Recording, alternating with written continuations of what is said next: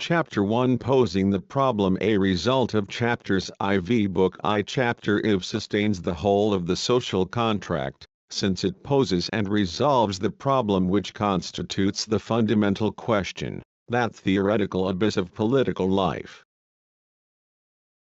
This fundamental question is posed in the following terms. The problem is to find a form of association which will defend and protect with the whole common force the person and goods of each associate, and in which each, while uniting himself with all, may still obey himself alone, and remain as free as before. This is the fundamental problem of which the social contract provides the solution. Point 1 But Chapter V, which formulates the question in this way, has 5 chapters preceding it. Chapter 1 only promises the solution. The social order is a sacred right which is the basis of all other rights. Nevertheless, this right does not come from nature, and must therefore be founded on conventions. Before coming to that, I have to prove what I have just asserted. Rousseau proves it in chapters 11v, a refusal to found society in nature, or in illegitimate conventions. In chapter 11, Rousseau shows that society cannot have the family as its origin. In chapter 111, that it cannot be founded on the right of the strongest. In chapter IV, that it cannot depend on conventions sanctioning the effects of violence, the submission of the slave to his master, of a nation to its conqueror. In chapter V, Rousseau draws the conclusion that we must Page references are to Jean-Jacques Rousseau, The Social Contract and Discourses, translated by G. D. H. Cole, London, 1966. Rousseau, The Social Contract. IIJ always go back to a first convention, first in principle with respect to all possible conventions, in particular with respect to that convention called the contract of subjugation which, according to Grotius, a people might conclude with the king to whom it submits. It would be better, before examining the act by which a people gives itself to a king, to examine that by which a people is a people. For this act, being necessarily prior to the other, is the true foundation of society. And, in the final paragraph of this same chapter V, Rousseau rejects one last objection concerning the majority principle. The law of majority voting is itself something established by convention, and presupposes unanimity, on one occasion at least. With this last thesis Rousseau is rejecting the Lockean theory of the natural character, natural in the physical sense of the word, of the law of the majority. The majority does not belong to the social body as weight does to the physical body. It presupposes an act of convention prior in principle to its stipulation. It therefore presupposes a unanimous act of convention which adopts it as a law. Having set aside every hypothetical natural foundation for the social body and rejected the classical recourse to false contracts derived from force, Chapter V thus leads to 2 results. 1. It is necessary to elucidate the question of the primordial contract, prior in principle to every contract, the contract concluded in the act by which a people is a people. 2. Since the law of the majority can only act on the basis of a first unanimous convention which adopts and establishes it, the contract by which a people is a people implies unanimity. B. Posing the problem. Chapter 6 can then pose the problem in all its rigor.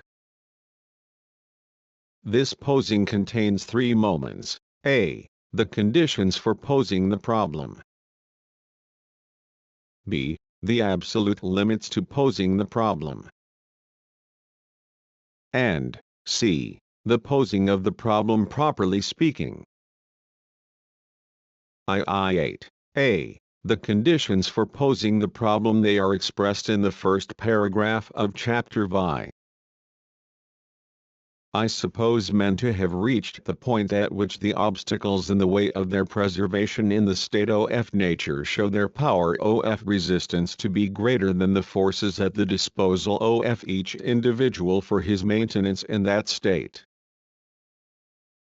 That primitive condition can then subsist no longer, and the human race would perish unless it changed its manner of existence. SCI, Vi, p. 2. Let us examine the important terms in these two sentences, which define the objective conditions for posing the problem. The first condition is that men have reached a point which is nothing but a limit point, a critical point in their existence, the point dividing the life of the human race from its death. This fatal critical point for the human race takes us back to the discourse on inequality. It is the fully developed state of Mar. This point is critical and fatal because it is the side of an insurmountable contradiction in that state between on the one hand the obstacles in the way of the life of the human race, and on the other the forces that individuals can oppose to them. What are these obstacles? What are these forces? The obstacles. They are not external obstacles. They do not come from nature, catastrophes, cataclysms, natural difficulties, climate, resources, in the production of sustenance, etc.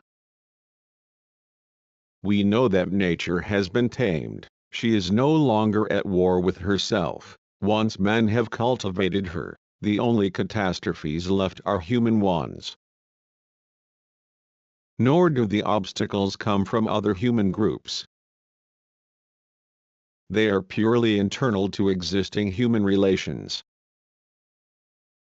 They have a name. They are the effects of the generalized state of war, of universal competition and, even in the breathing space of a precarious peace, the constant threat which everyone feels hanging over his goods, his liberty and his life. State of war must be understood in the strong sense, as Hobbes was the first to define it. This state is a constant and universal relation existing between men, that is, it is independent of individuals, even if they Rousseau, the social contract jig are peaceful.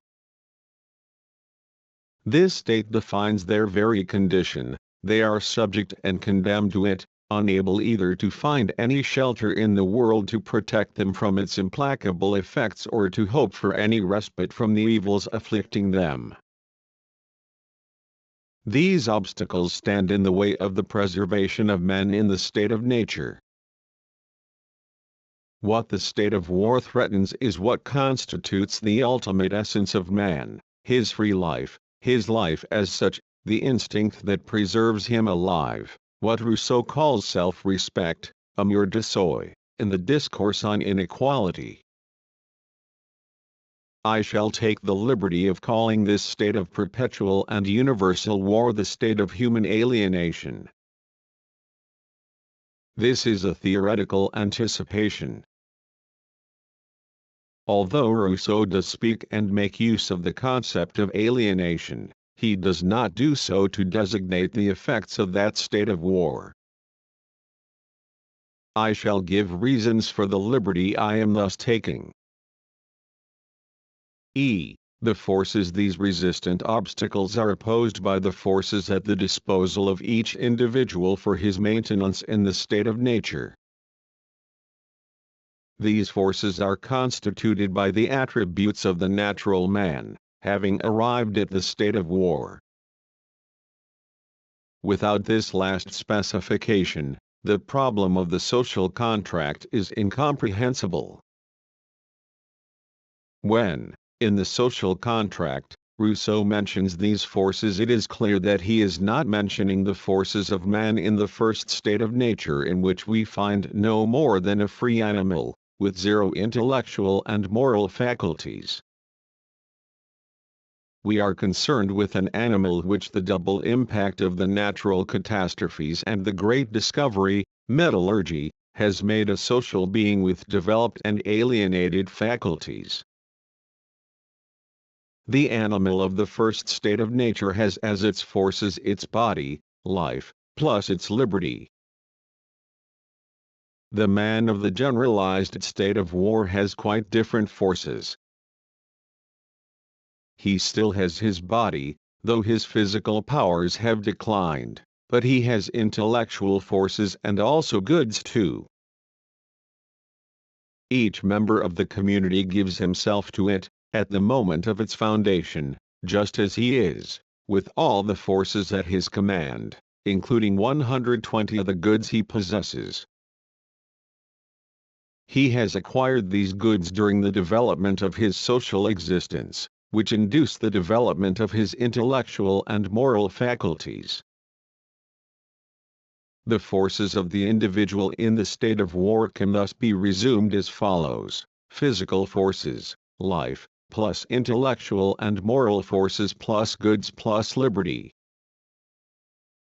Liberty still features alongside force. The force and liberty of each man are the chief instruments of his self-preservation. I have not made this comparison for the fun of noting distinctions, but because their registration is the index of a development, the alienation of man even within the state of nature, as a result of the historical process which culminates in the state of war. We can grasp this transformation in the presence of goods among the forces of the individual, and in the appearance of a new category of human existence, the category of interest. If the opposition of particular interests made the establishments of societies necessary, it is enough to put this definition of the condition of the contract, the opposition of particular interests, alongside the effects of the generalized state of war to see that while the process of the socialization of men transformed their faculties, it simultaneously transformed their self-respect into particular interest. When particular interest is reflected by the individual, it takes the abstract and subjective form of egoism, amor propria, the alienation of self-respect, amor de soi. But the objective content of particular interest links it directly with the nature of the state of war. The category of particular interest immediately betrays its universal basis. One particular interest can only exist as a function of the other particular interests in rivalry, in universal competition. This is revealed by the sentence of Rousseau's I have just quoted, the opposition of particular interests means that particular interest is constituted by the universal opposition which is the essence of the state of war. There are not first individuals each with his own particular interest, opposition intervening subsequently as an accident. The opposition is primary, it is the opposition that constitutes the individual as a particular individual. Rousseau, The Social Contract 121 with a particular interest. Remembering the exclusive seizure of lands, taken away from the supernumeraries which induces the state of war in the universal sense of a state, and all its subsequent effects, rich and poor, strong and weak, masters and slaves, it is clear what meaning is concealed by the apparently anodyne inclusion of goods in the list of the elements constituting the forces of the individuals when they have reached the state of war. It is important to mark the category of particular interest as specific to the state of social ties existing in the state of war. Literally speaking, The human animal of the first state of nature has no particular interest because nothing can oppose him to other men, the condition of all opposition, that is of necessary ties, being then still absent. Only developed alienated man acquires little by little, as a result of the ties in which he is engaged by the dialectic of involuntary socialization, the advantage, if such it can be called, of the category of particular interest, the form taken by egoism in nascent society. Particular interest only ever truly becomes particular interest in its radicality in the state of war. Particular interest features in so many words in the conditions of the establishment of society. If the opposition of particular interests made the establishment of societies necessary, the agreement of these very interests made it possible. Let us bear this text in mind. The fatal contradiction, obstacles forces. If the obstacles are purely human and internal, if they are the effects of that state of war, it is clear that the forces of each individual cannot carry him through, for individuals would have to be stronger than the very forces to which they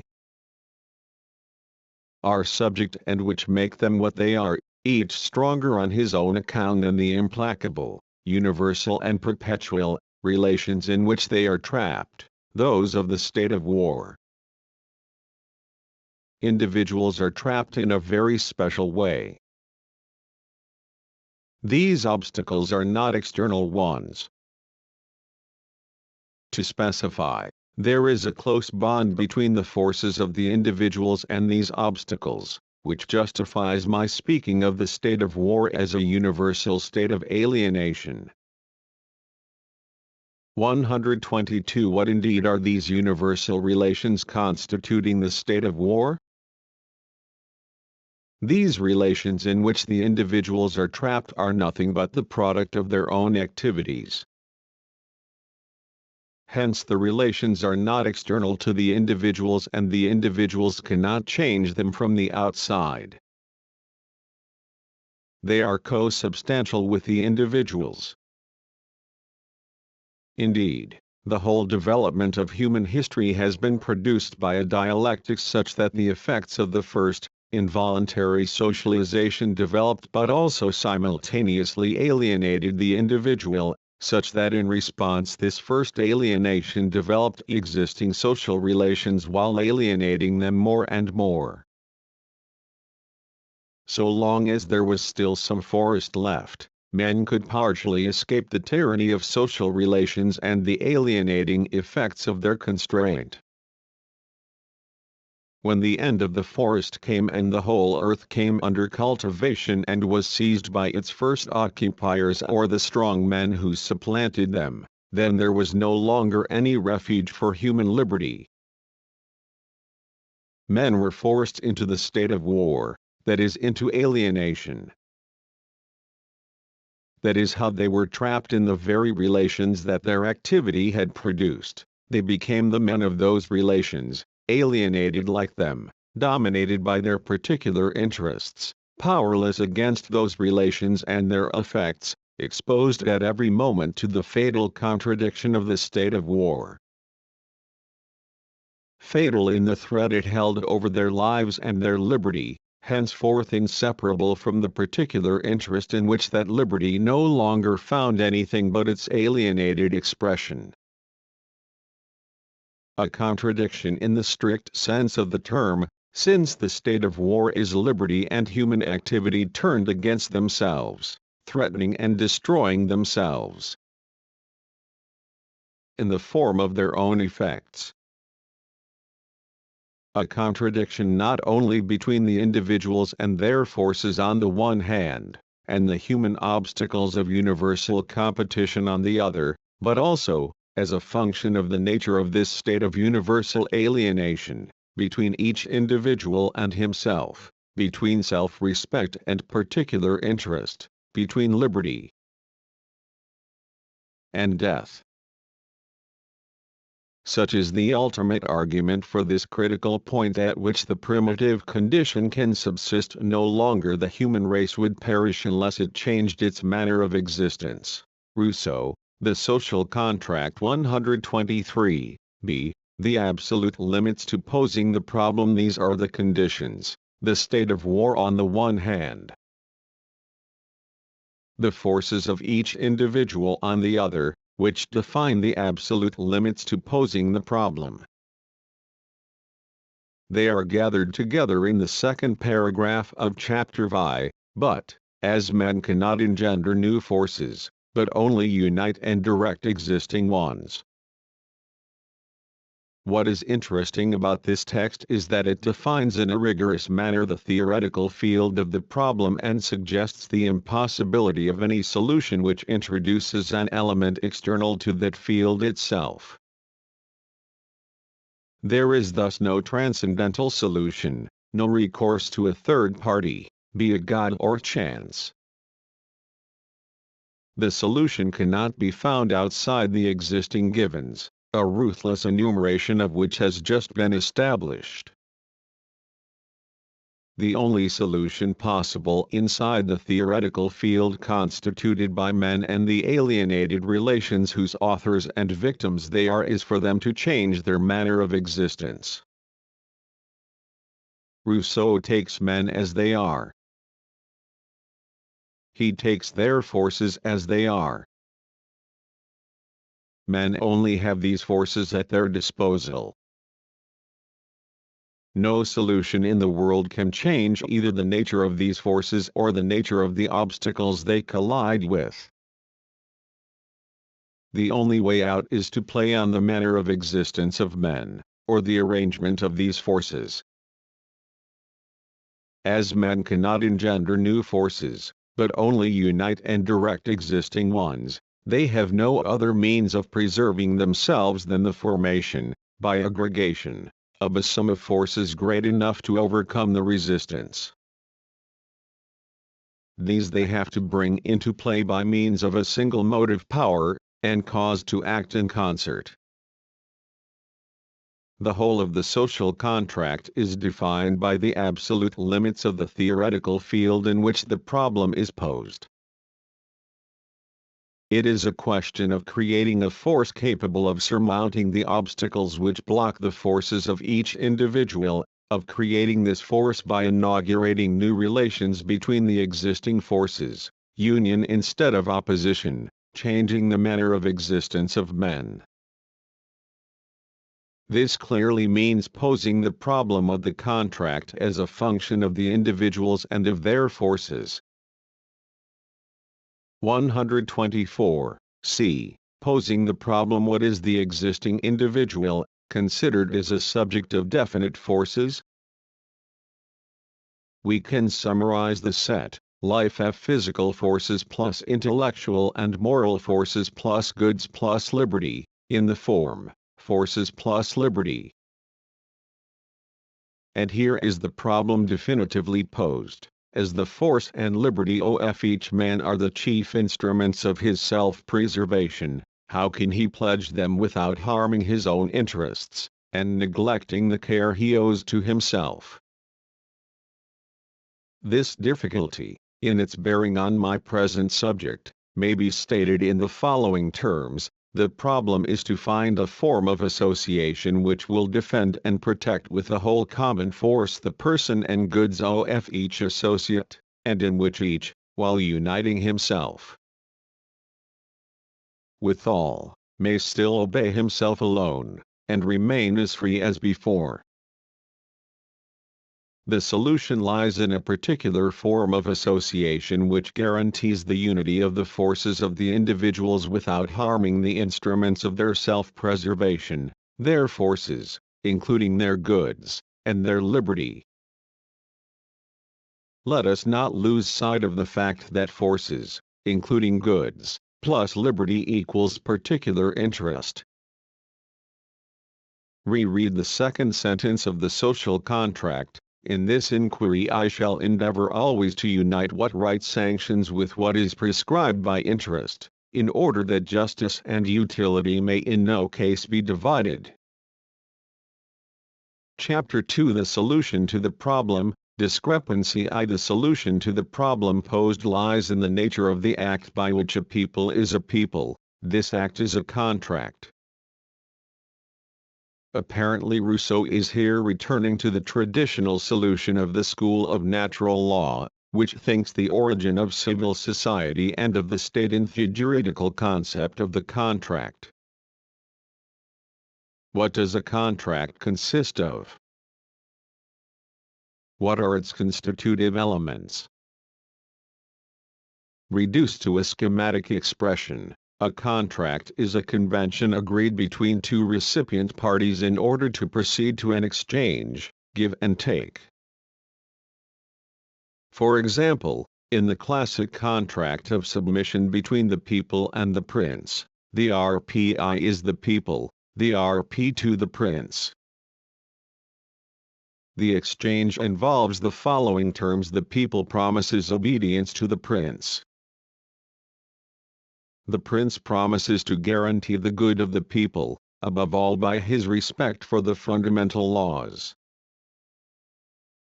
With the sole exception of Hobbes, whose contract has a quite different and quite unprecedented structure, the jurisconsults and philosophers of natural law generally respected the juridical structure of the contract, give and take exchange between two RPs, in the use made of the concept of the contract to resolve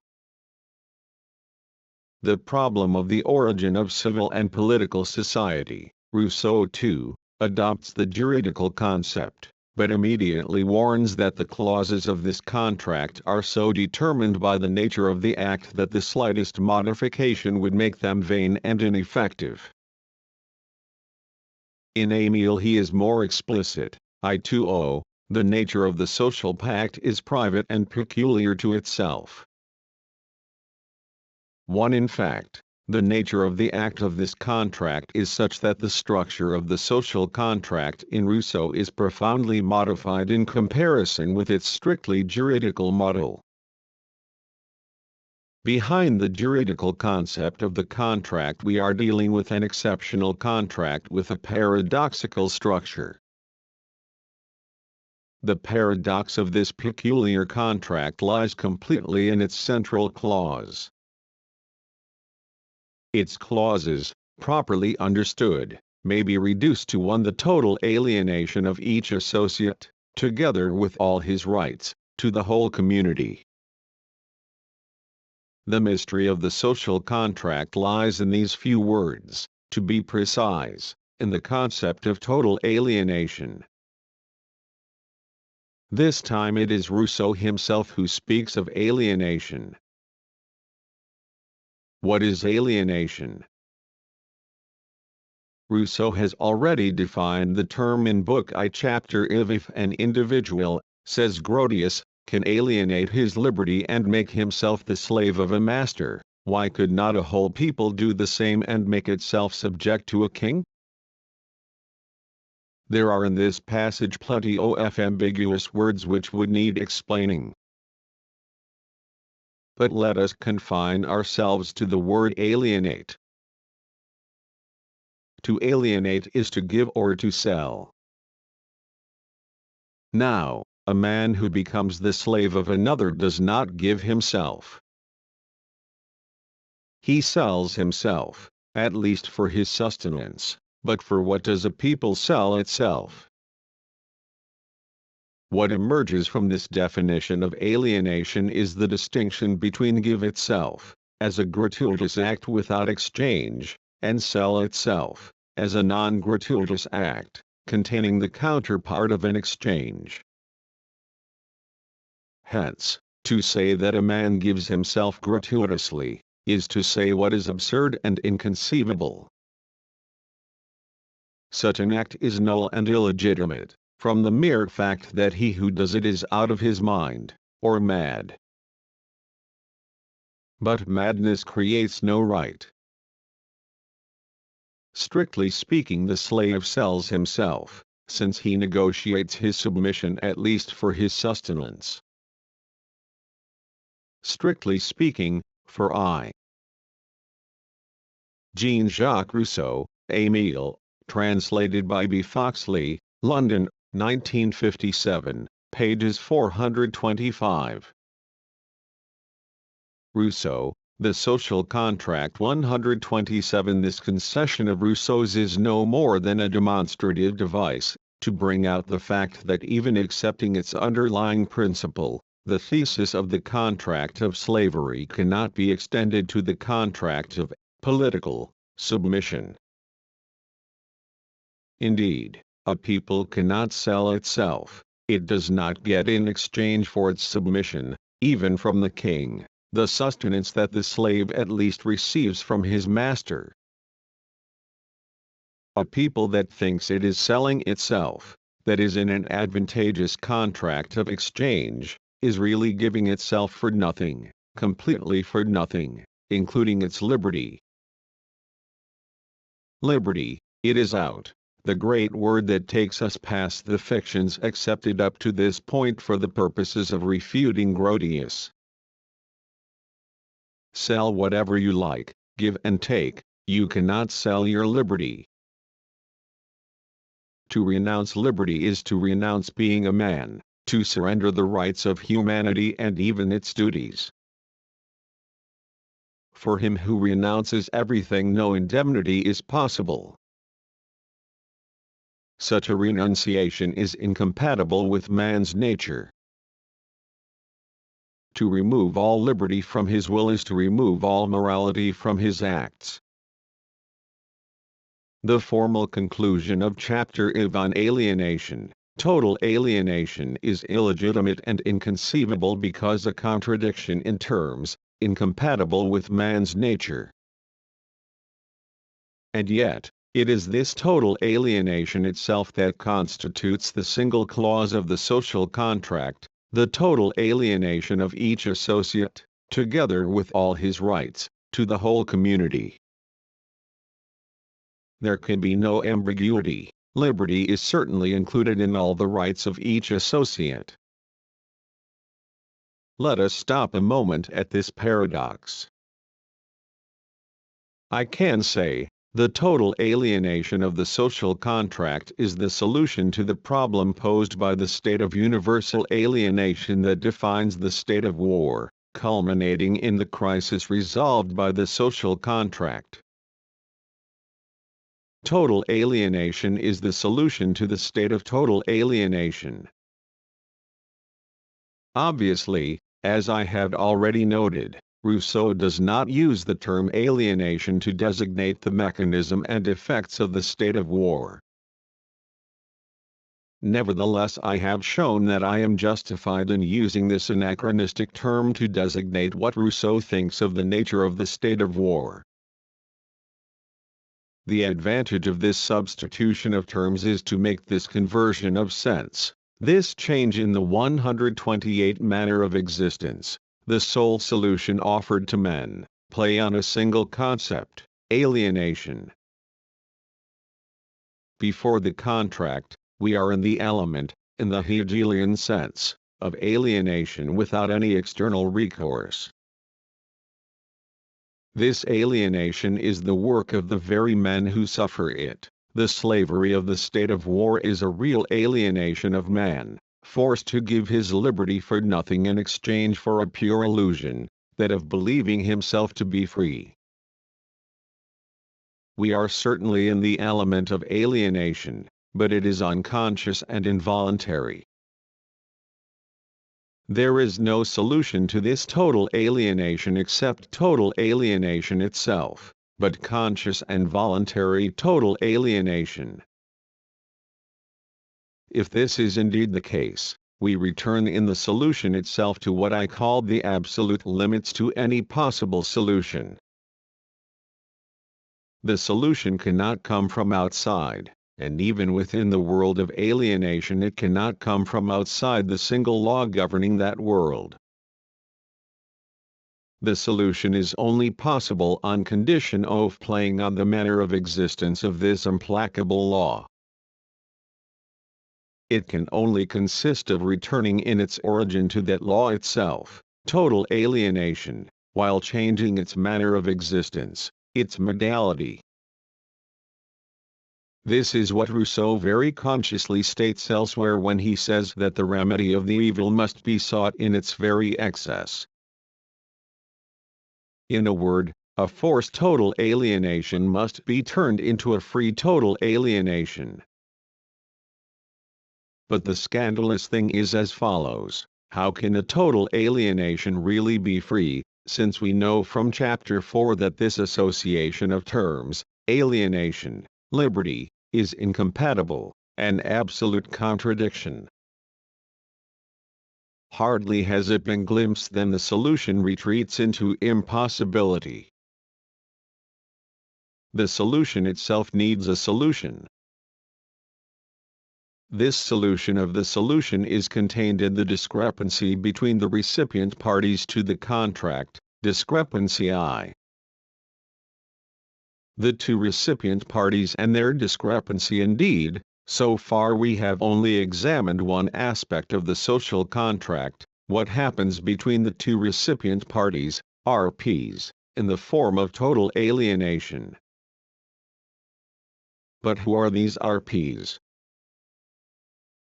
On the one hand they are the individuals taken one by one, and Rousseau, the social contract 12 grams on the other, the community. Hence RPI equals the individual, and RP2 equals the community. The contract is an act of exchange between the RPI and the RP2. We know what the RPI gives in this act of exchange: everything, total alienation. But we do not yet know what is given by the RP2. RPI, individual; RP2, community, total alienation. Exchange: if we ask, what will the RP2 give? We run up against a minor difficulty which we have ignored up till now: who is the RP2? The community. But what is the community? The union, the association of the individuals and their forces. Is that not clear and adequate? And yet the whole mystery of the mechanism of the contract lies in the unique nature of this RP2. In a word, here is the difficulty: in every contract the two recipient parties exist prior to and externally to the act of the contract. In Rousseau's social contract, only the RPI conforms to these conditions.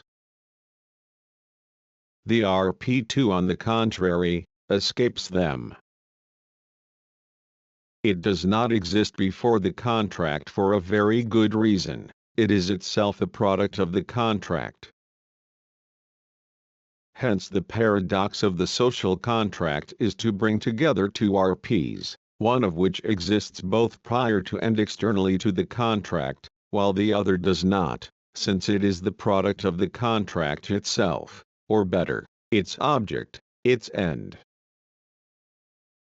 It is in this difference in theoretical status between the two recipient parties to the contract that we inscribe discrepancy / What is the community? Of whom is it composed? Of the same individuals who appear as individuals in the RPI, that is at the other pole of the exchange. In the RP2 they appear too, but no longer as individuals, but all in their corporate capacity, that is, in a different form, in a different manner of existence, precisely the form of a whole, of a union, and this is the community. This difference of form is just a difference of form: the same no individuals do appear in the two RPs.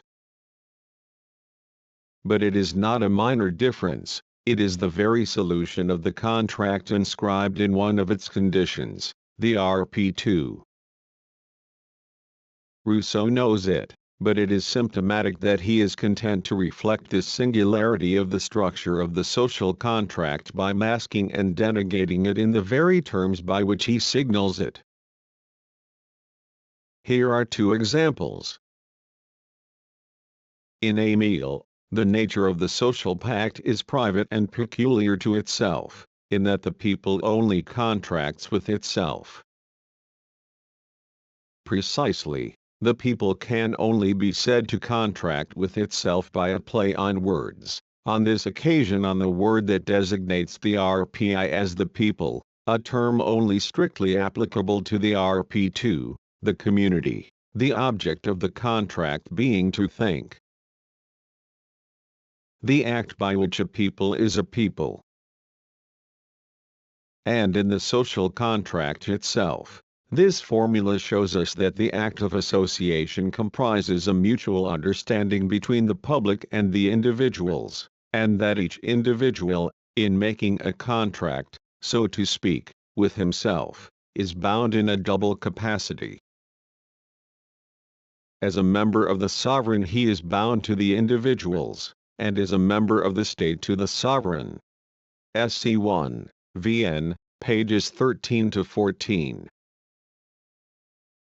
Here the difference of form which distinguishes between the RPI and the RP2, in other words, the difference between the individual in the form of isolation and the individual in the form of the community, which defines the RP2, is thought in the category of individuality. The discrepancy is omitted and at the same time negated in the so to speak of each individual in making a contract, so to speak, with himself. To sum up, the peculiarity of the social contract is that it is an exchange agreement concluded between two RPs, like any other contract, but one in which the second RP does not pre-exist the contract since it is its product. The solution represented by the contract is thus pre-inscribed in one of the very conditions of the contract, the RP2, since this RP2 is not pre-existent to the contract. Rousseau, The Social Contract 131. Thus we can observe in Rousseau's own discourse a discrepancy within the elements of the contract, between the theoretical statuses of the RP1 and the RP2. We also observe that Rousseau, aware of this discrepancy, cannot but mask it with the very terms he uses when he has to note it. In fact, he negates this discrepancy either by designating the RPI by the name of the RP2, the people, or the RP2 by the name of the RPI, the individual. Rousseau is lucid, but he can do no other. He cannot renounce this discrepancy, which is the very solution, in the shape of the procedure which inscribes this discrepancy, not in the solution but in the conditions of the solution. That is why when Rousseau directly encounters this discrepancy, he deals with it by denegation, by calling the RPI by the name of the RP2 and the RP2 by the name of the RPI. Denegation is repression. Thus this discrepancy can be recognized between the content of the juridical concept of the contract, which Rousseau imports into his problematic to give it a cover, and the actual content of his contract. If we take as our point of reference the contract in its juridical concept, and if we argue that Rousseau takes it for the concept of the content which he gives us, we can say, Rousseau's contract does not correspond to its concept. In fact, his social contract is not a contract but an act of constitution of the second RP for a possible contract, which is thus no longer the primordial contract. The discrepancy between the social contract and its concept has the same content as the discrepancy I have just defined. If the terms of the juridical contract in its concept are superimposed on the terms of Rousseau's social contract, a pertinent difference, a discrepancy, emerges. It concerns the RP2. One first conclusion can be drawn from these schematic remarks. It concerns the singular type of relation that there is between the juridical concept of the contract and the concept of the social contract.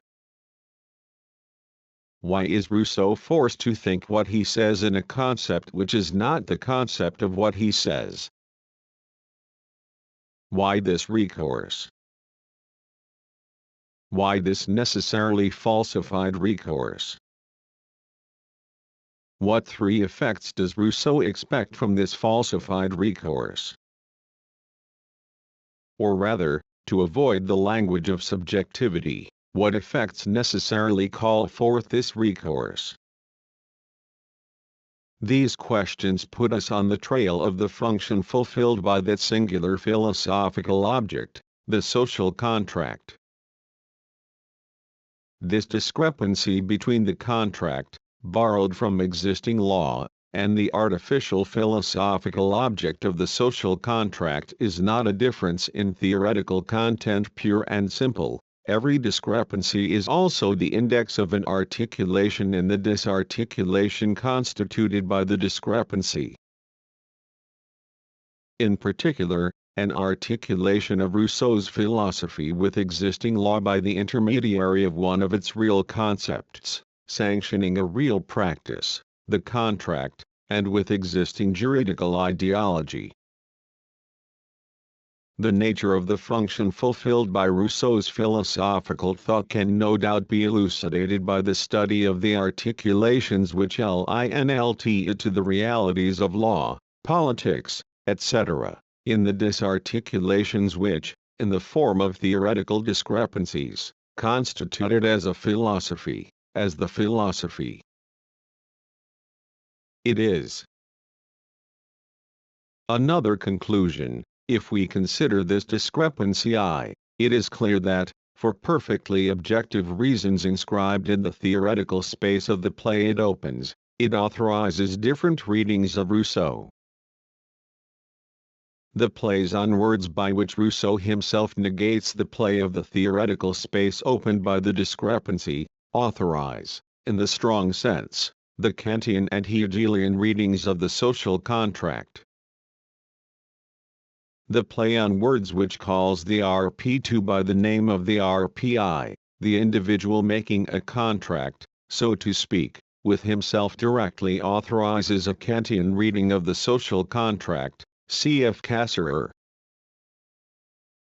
The play on words which calls the RPI by the name of the RP2, the people only contracts with itself directly authorizes a Hegelian reading. In the first case, the contract is an anticipation of a theory of morality, whose voice can be heard in certain already Kantian formulations, liberty as obedience to the law one has given oneself, etc. In the second case, the contract is an anticipation of a theory of the nation as a totality, a moment of the objective spirit which Rousseau, the Social Contract 133 reveals its basic determinations on a number of occasions, the historical conditions of possibility of the contract. The theory of manners and morals, of religion, etc. In both cases the philosophical object social contract is relieved of its primordial function. Neither Kantian morality nor the Hegelian nation are constituted by a contract. Besides, is it not enough to read Rousseau closely to see that his contract is not a contract? And since I am dealing with the possible readings of Rousseau, I do not know if it has already been attempted, but if it has not, it can certainly be foreseen. The discrepancy allows a remarkable phenomenological, Husserlian, reading of the contract, as a primordial act of constitution of the RP2, that is of the juridical community, in other words, as a primordial act of constitution of juridical ideality on the foundation of the passive syntheses of which the discourse on inequality gives us admirable descriptions, which only await their commentators. Of course, the discrepancy which thus makes objectively possible Kantian, Hegelian or Husserlian readings of Rousseau also, thank God, makes possible a Rousseauist reading of Rousseau. Better, without bringing to light and rigorously defining this discrepancy, a Rousseauist reading of Rousseau is impossible. For in order to read Rousseau and Rousseau, three things have to be taken into account. 1. The objective existence of this discrepancy in Rousseau. 2. The denegation of this discrepancy by Rousseau. And 3. The equally necessary character of the existence both of this discrepancy and of its denegation, which do not arise as accidents in Rousseau's thought but constitute and determine it. To take into account this discrepancy and its denegation is to take into account a theoretical fact, and its theoretical effects, which govern the whole logic of Rousseau's thought, that is, both its possibility and its impossibilities, which are part of one and the same logic, that of a discrepancy constitutive even in its denegation. If the social contract is not a contract but the fictional act of constitution of the second recipient party, that is, the coup de force of the solution, in the same way it can be said that the discrepancy is not what Rousseau says about it, its concept never being anything in Rousseau but the denegation of its fait accompli, but the act of constitution of Rousseau's philosophy itself, of its theoretical object and logic. From here on it is clear that this logic can only be a double one, the logical chain of the problems thought being constantly inhabited by a second chain, the logical chain of the discrepancies which follow them like their shadows, that is precede them as their arbitrary truth. Chapter 3 The Contract and Alienation. We can now return to total alienation. It was the solution, but an impossible because unthinkable one. Discrepancy I has made it possible, because thinkable. If total alienation is possible, despite the contradiction of its concept, it is because of the nature of the second recipient party, which features the same men as the RPI.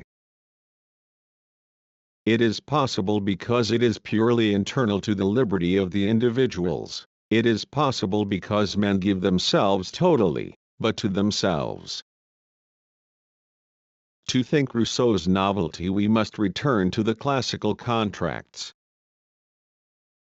In them, the two recipient parties are prior to the contract and different from one another, for example the people and the prince. It follows that it is always a matter of a juridical contract of exchange, give and take. Not only is the contract an exchange, but if we try to apply the category of alienation to it, it turns out to be a partial alienation. The individual only cedes a part of his rights in exchange for his security. There is one exception, Hobbes, whom I shall discuss later. In Rousseau what is striking is the fact that the individual has to give everything, to give himself entirely, without any reserve, in order to receive something in exchange, even when exchange has no more meaning. Or rather, in order that the possibility of an exchange acquire a meaning, it is necessary that there be this initial total gift, which can be the object of no exchange. Hence Rousseau poses as the a priori condition of any possible exchange this total alienation which no exchange will compensate. The constitution of the second recipient party, that is the community, is thus not an exchange but the constitution of the a priori condition of possibility of any, real or empirical, exchange. I shall return to this conclusion in a moment. J6 This theory of total alienation enables Rousseau to settle theoretically the terrifying problem posed by the devil Hobbes to all political philosophy, and to all philosophy as such. Hobbes's genius was to have posed the political problem with a merciless rigor in his theory of the state of war as a state, and to have claimed that the contract founding civil society was not a give-and-take contract of exchange between two recipient parties.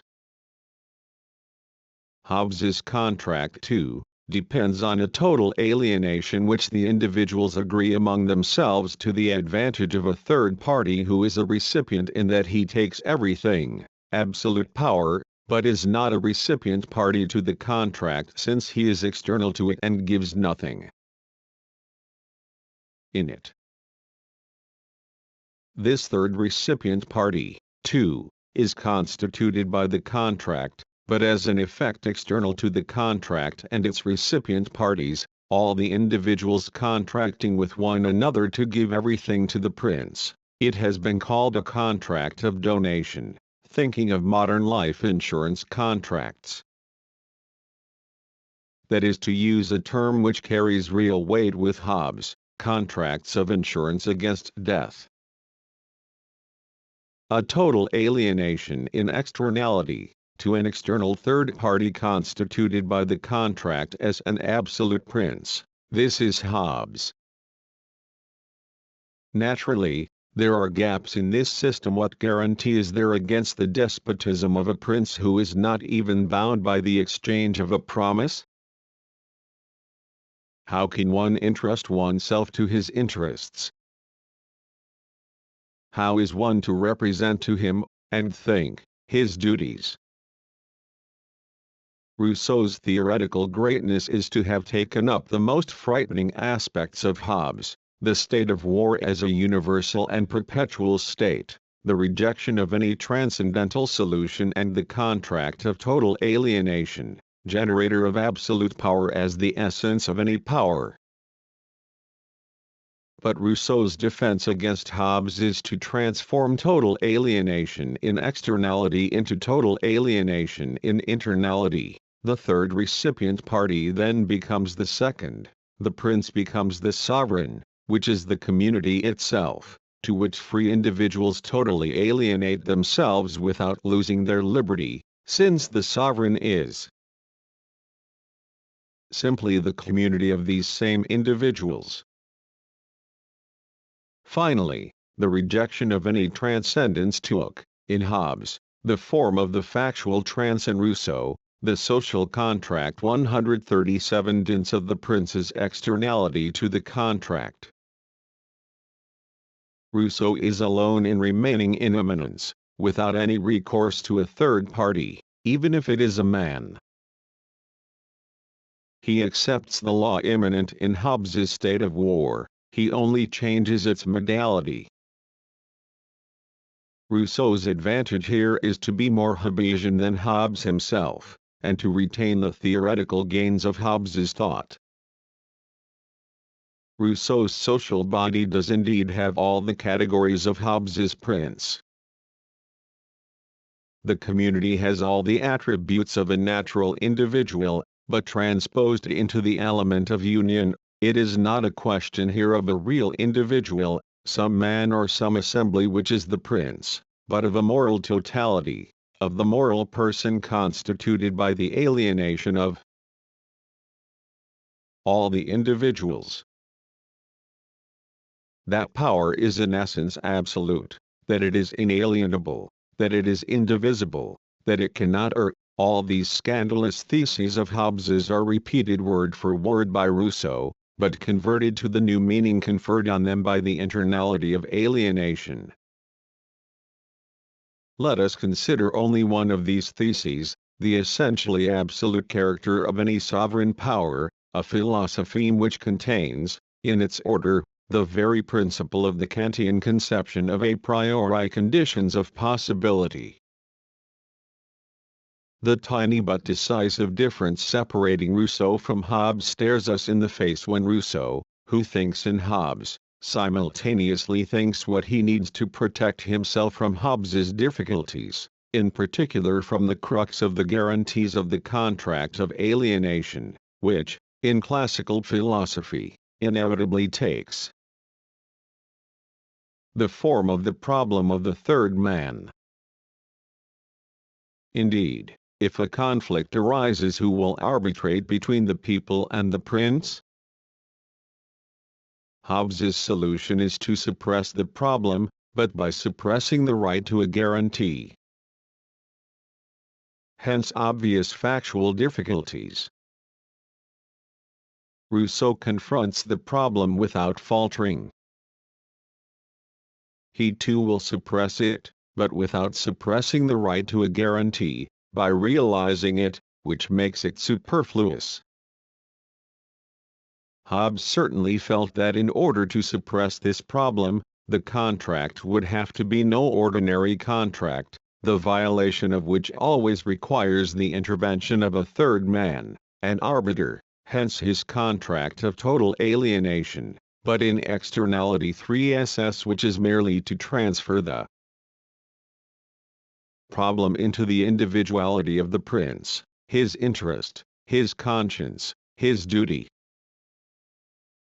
Rousseau's masterstroke is to see that a problem cannot be resolved simply by its suppression in a mere factual transfer, but only by really making it superfluous. To suppose that a third man is required to arbitrate in a conflict between two RPs to a contract is in fact to suppose that a third man outside the civil society of the contractors is required for that society to exist, and it is thus to suppose that civil society does not exist, since it leaves outside itself the very condition of its own existence, that third man. Hence it is to suppose that without saying so one is still in the element prior to the social contract, that principle is being settled by fact, the a priori conditions of all exchange by the empirical conditions of exchange, etc. The problem of the third man then becomes the index and proof that the political problem has been badly posed. The radical reduction which lays bare the a priori constitutive essence of the juridico-political has not been attained. In other words, to invoke the necessity for the third man is to admit that one is still in the element of violence and that one is still thinking the problems of civil society in the categories of the state of nature and the state of war.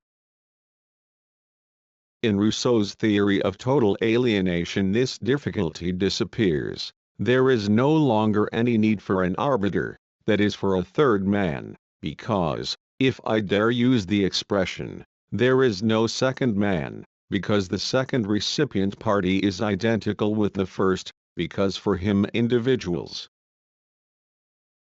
only ever contract with themselves, because the total alienation is for him purely internal.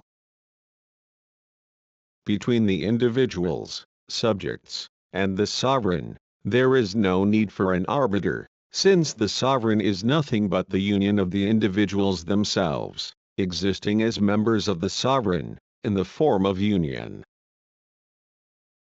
Of what use is this new philosophical object, the social contract? For the resolution of all these problems.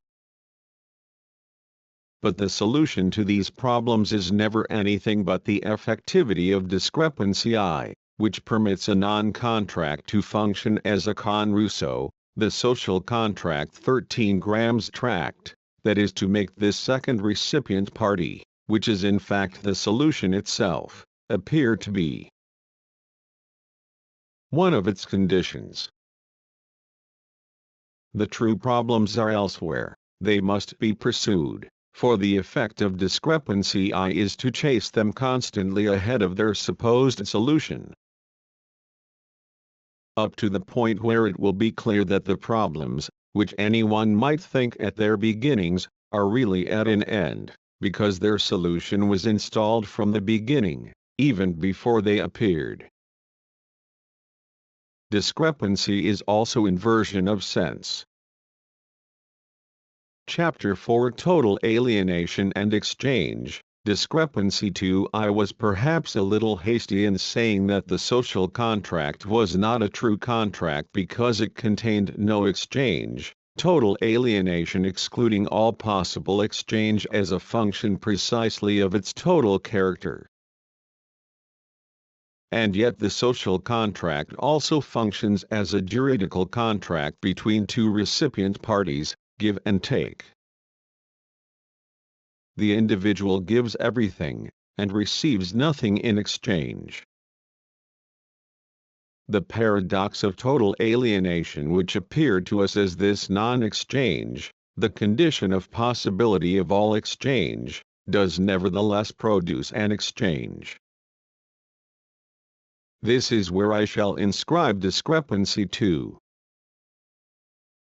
Just as Rousseau noted discrepancy I in remarking that the social contract was a contract of a private and peculiar, particular, type, he connotes discrepancy 11 in the same way by saying that total alienation produces a peculiar singular effect. The peculiar fact about this alienation is that, in taking over the goods of individuals, the community, so far from despoiling them, only assures them legitimate possession, and changes usurpation into a true right and enjoyment into proprietorship. Thus the possessors have acquired, so to speak, all that they gave up. I have started with the most astonishing, the most concrete text, since it concerns the goods, the properties of individuals. Note in passing a second, so to speak, an index of the denegation of the discrepancy, as in the previous case. This everything that they give includes their goods. They give them, but to get them back as they gave them, except for the subtraction of taxes. Rousseau, The Social Contract 141 as they gave them? No, wearing the new form of property, replacing mere possession. A particularly precise case of the change in manner of existence produced by the contract. Another text is more categorical: each man alienates, I admit, by the social compact, only such part of his powers, goods, and liberty as it is important for the community to control. But it must also be granted that the sovereign is sole judge of what is important. On this occasion the deduction is made within total alienation itself, that is the result of the exchange of alienation is shifted back onto it and then immediately removed from it. Hence, total alienation only applies to a part of that whole. How better express, it must be total so as not to be total. Discrepancy 2. We are really in the accountability of an exchange. Listen to Rousseau and SC1, VM, pages 16. It is an accountable balance. Let us draw up the whole account in terms easily commensurable. What man loses by the social contract is his natural liberty and an unlimited right to everything he tries to get and succeeds in getting.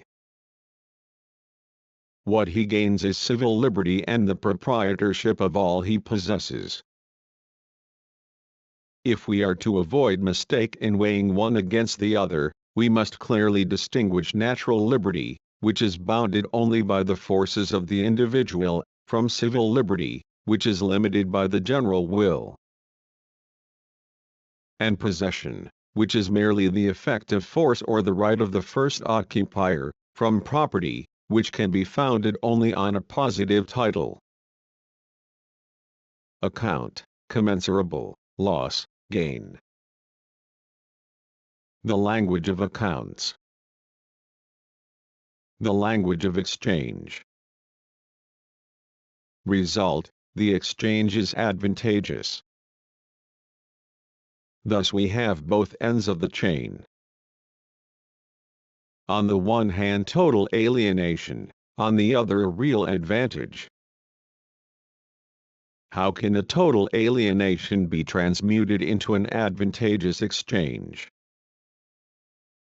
How can a total alienation, which could not receive anything in exchange that would be its equivalent, which appeared to us as the condition of possibility of all exchange, immediately and in itself take the form of an exchange, and even an advantageous one? What mechanism produces this astonishing effect? This mechanism is a mechanism for the self-regulation, self-142 limitation of alienation, produced first on alienation itself by its total character. This mechanism is identical with the clauses of the contract. If they have to be scrupulously respected without changing them one iota, this is in order to ensure the effect of the self-regulation and self-limitation of alienation itself. The clauses of this contract are so determined by the nature of the act that the slightest modification would make them vain and ineffective. What clauses? One formal clause, equality in total alienation. But also something which is not a clause, but a cause, interest. Equality.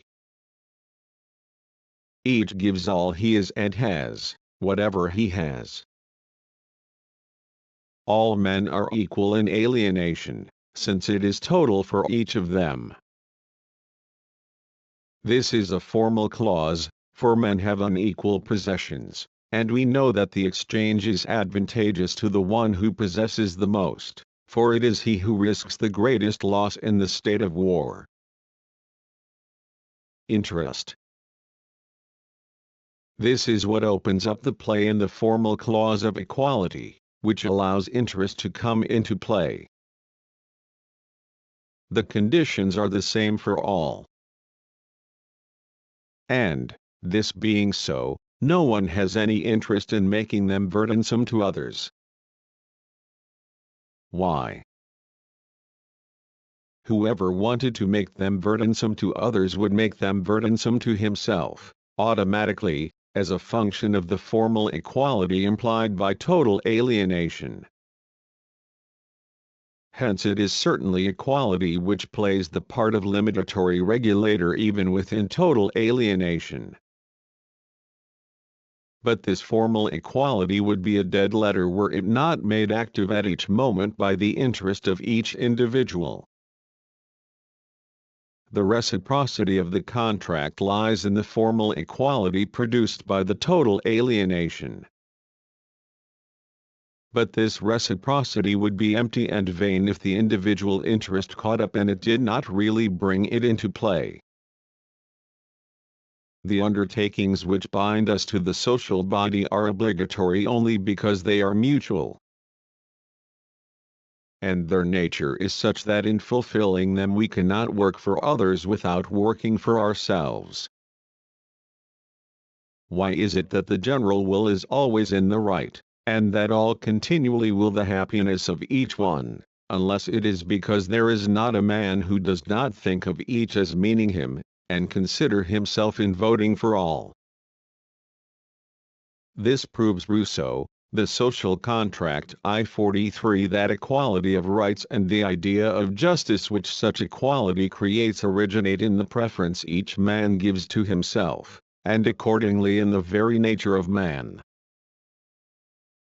It proves that the general will, to be really such, must be general in its object as well as its essence.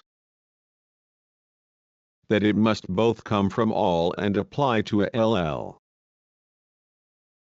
The matter is clear. Behind rights, behind reciprocity, it is only ever a question of the preference each man gives to himself, of individuals who only think of themselves, of working for themselves.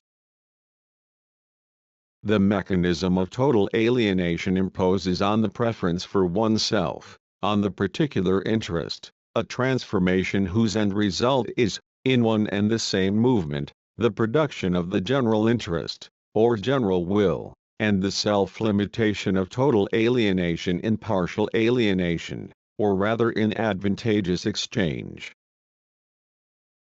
This is one of the points in Rousseau's theory which makes any Kantian reading in terms of immorality thoroughly impossible. Strictly speaking, total alienation might be taken for an expression designating the transcendence of the order of morality with respect to any interest. But total alienation produces its effects precisely only because it presupposes within it the determinate effectivity of interest. For Rousseau, interest, which is the form of self-respect in the system of social relations, state of war or contractual society, can never be put into parentheses or transcended, except by itself. Without the effectivity of interest, there would be no self-regulation, no self-limitation of total alienation, nor its conversion into advantageous exchange.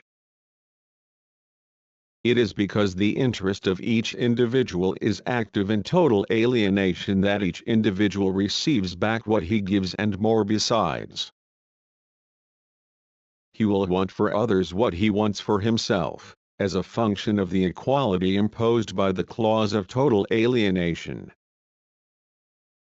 But he would not want anything for others if he did not first want it for himself.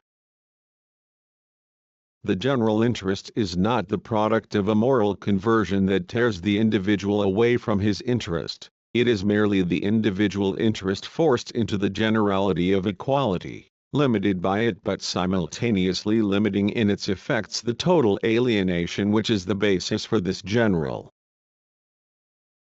equality. 144 Rousseau expounds the logic of this mechanism in the paragraphs of chapter VI which immediately follow the exposition of the clause of total alienation.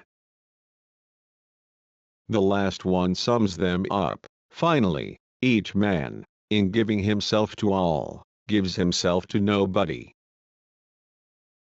And as there is no associate over which he does not acquire the same right as he yields over himself, he gains an equivalent for everything he loses, and an increase of force for the preservation of what he has.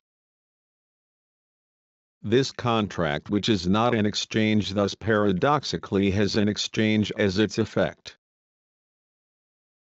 We now see why this total alienation can be both incompatible with man's nature, and not contrary to it. In the social contract, man does not give himself completely for nothing. He gets back what he gives and more besides, for the reason that he only gives himself to himself. This must be understood in the strongest sense, he only gives himself to his own liberty. We can now specify the nature of discrepancy too. Discrepancy I lay in the difference in theoretical status of the two recipient parties, and in the fact that the social contract was not a contract of exchange, but the act of constitution of the second recipient party.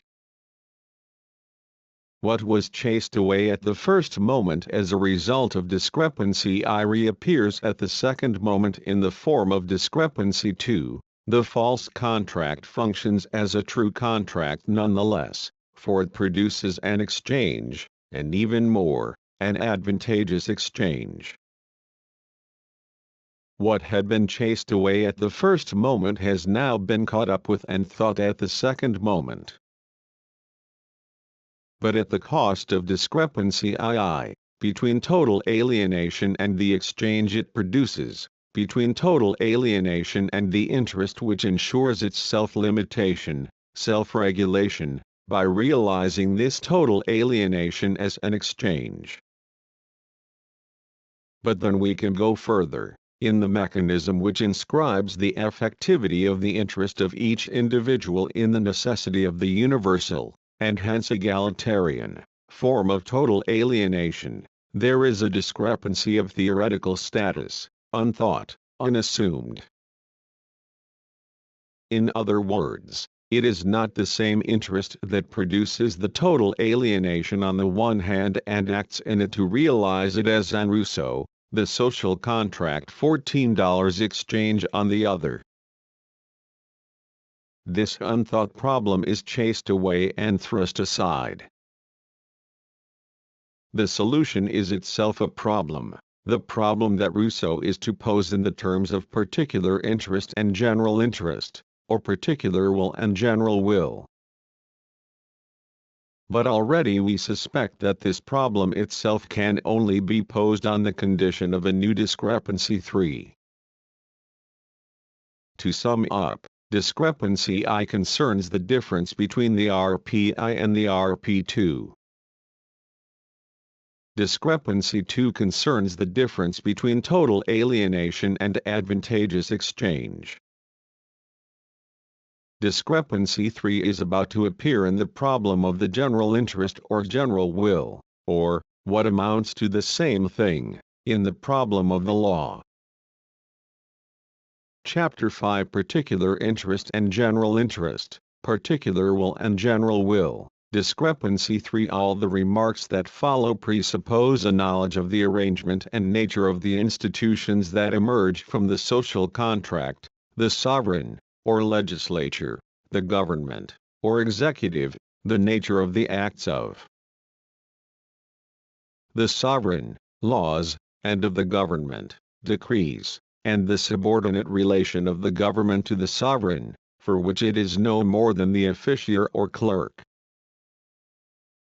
This arrangement reveals two orders of reality. 1. A basic, essential reality. It is on the side of the social contract and the sovereign, on the side of the legislative power and law. There is the life and soul of the social body. 2. A secondary reality, whose whole essence it is to be delegation and execution, mission and commission, the government and its decrees.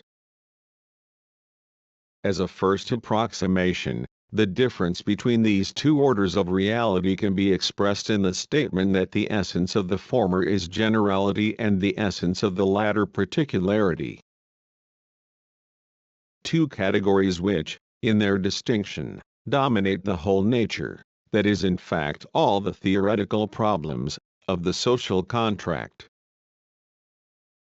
Let us look at this slightly more closely, examining the object par excellence which realizes the essence of the sovereign, the law. What is a law? The act proper to a sovereign. What is its Rousseau, the social contract 47 essence? To be general, both in its form and in its content, as a decision of the general will, relating to a general object. When the whole people decrees for the whole people, it is considering only itself. And if a relation is then formed, it is between two aspects of the entire object, without there being any division of the whole. In that case the matter about which the decree is made is, like the decreeing will, general. This act is what I call a law. And Rousseau adds, when I say that the object of laws is always general, I mean that law considers subjects as a body and actions in the abstract, and never a particular person or action. Let us consider this double generality of the law. 1. The generality of the law is the generality of its form, when the whole people decrees for the whole people. The whole people equals the entire people assembled together, decreeing for itself as a body, abstracting from the particular wills. The will of this body is the general will. Hence we can write, generality of the law equals general will. 2.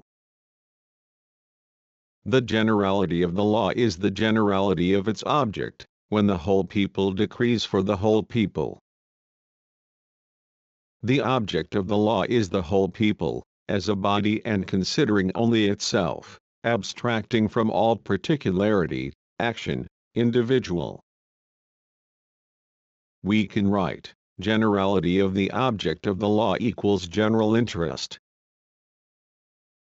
The unity of the law can then be written, general will equals general interest. This couple can only be explained by its opposite, particular will equals particular interest. I think we know what particular will and particular interest are, cf. the discourse on inequality. The whole difficulty lies in understanding the generality of the will and of the interest as the same generality.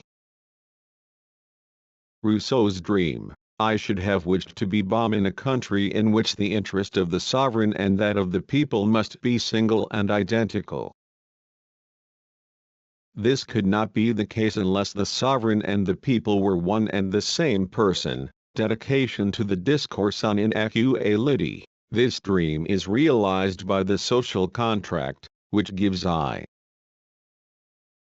The Social Contract and Discourses, Op. dt., pages 145.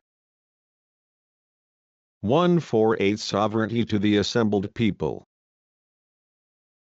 The act of legislation is indeed never anything but the social contract combined, repeated, and reactivated at each moment.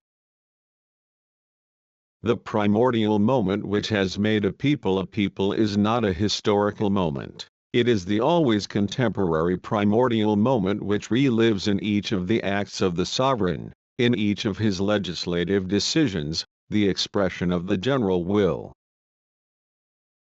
But the general will only exists because its object exists, the general interest.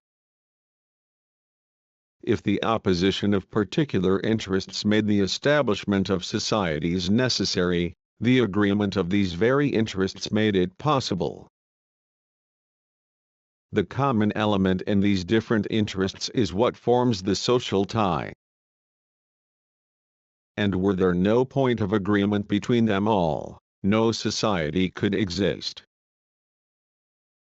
It is solely on the basis of this common interest that every society should be governed.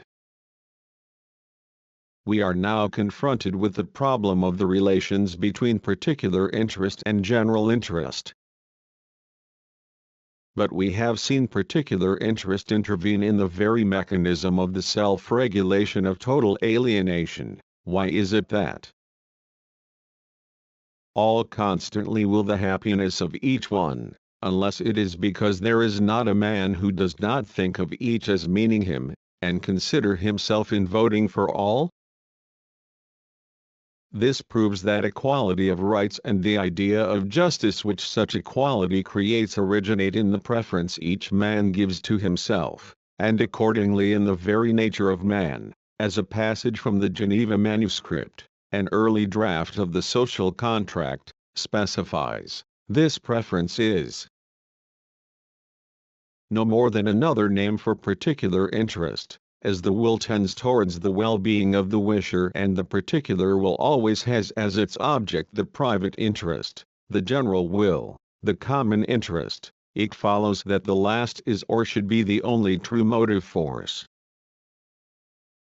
of the social body, for the particular interest tends always to preferences and the public interest to equality. To the paradox that springs from a comparison of these passages is the fact that the particular interest is presented both as the two. Book I Chapter 4. Jean-Jacques Rousseau, Œuvres complètes, Bibliothèque de la Pléiade, Vol. N.I., pages 295. The last sentence is paraphrased in SCII, 1, pages 20. Rousseau, The Social Contract 14 grams foundation of the general interest and is its opposite.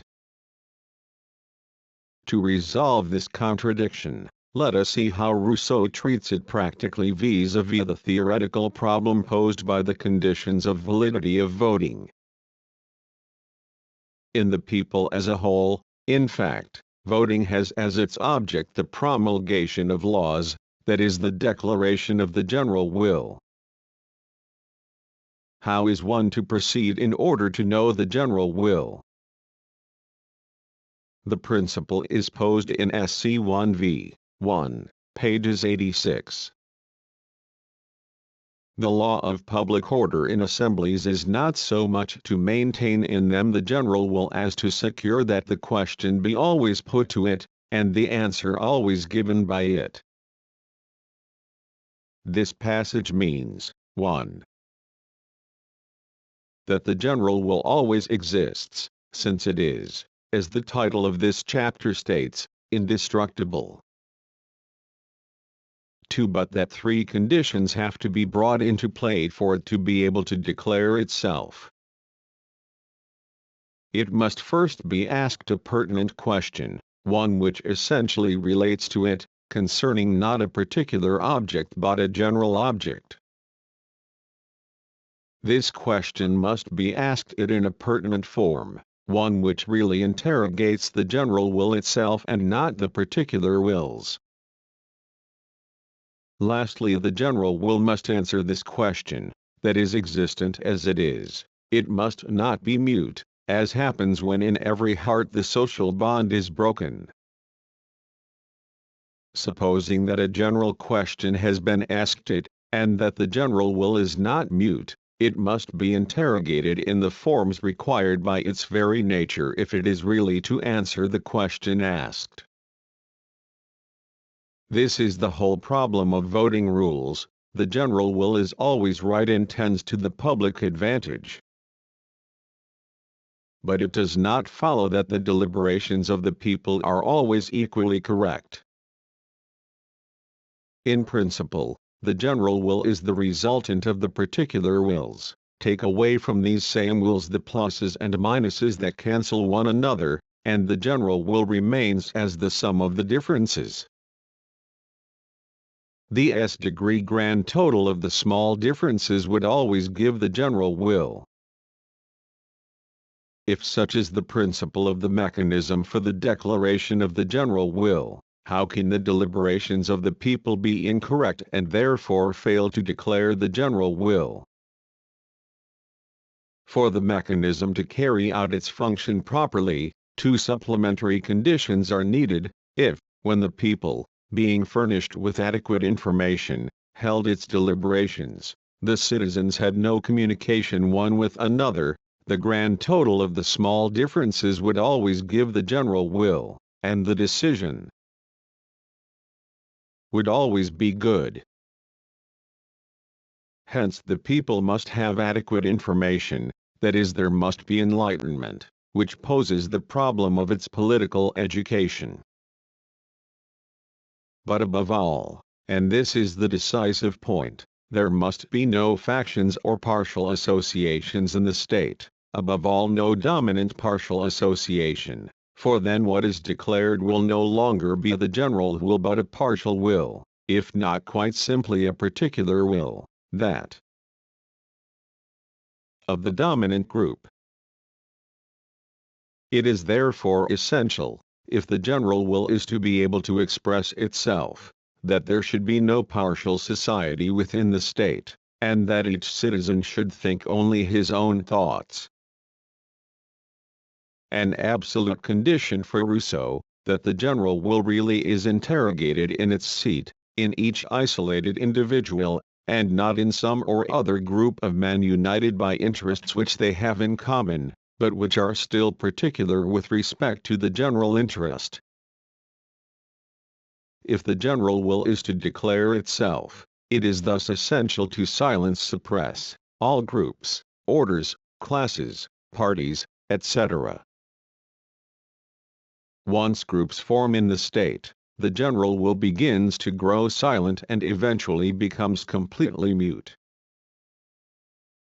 But when the social bond begins to be relaxed and the state to grow weak, when particular interests begin to make themselves felt and the smaller societies to exercise an influence over the larger, the common interest changes. Rousseau, The Social Contract 151 Note, the general will survives nonetheless, unalterable and correct, it is always constant, unalterable and pure. But it is subordinated to other wills which encroach upon its sphere. The proof: in the most corrupt individual the general will is never destroyed, but only eluded. The individual, even in selling his vote for money, he does not extinguish in himself the general will, but only eludes it. The fault he commits is that of changing the state of the question, and answering something different from what he is asked.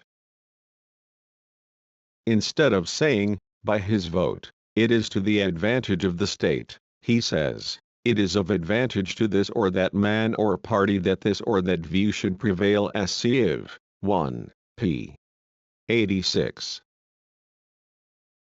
We are now in a position to specify the nature and theoretical function of discrepancy 3. I said, I think we know what particular interest is, but we do not know what the general interest is. But Rousseau says that the general interest is the common ground of the particular interests. Each particular interest contains in it the general interest, each particular will the general will. This thesis is reflected in the proposition that the general will is indestructible, inalienable and always correct. Which clearly means, the general interest always exists, the general will always exists, whether or no it is declared or eluded. What separates the general interest from itself, the general will from itself? Particular interest.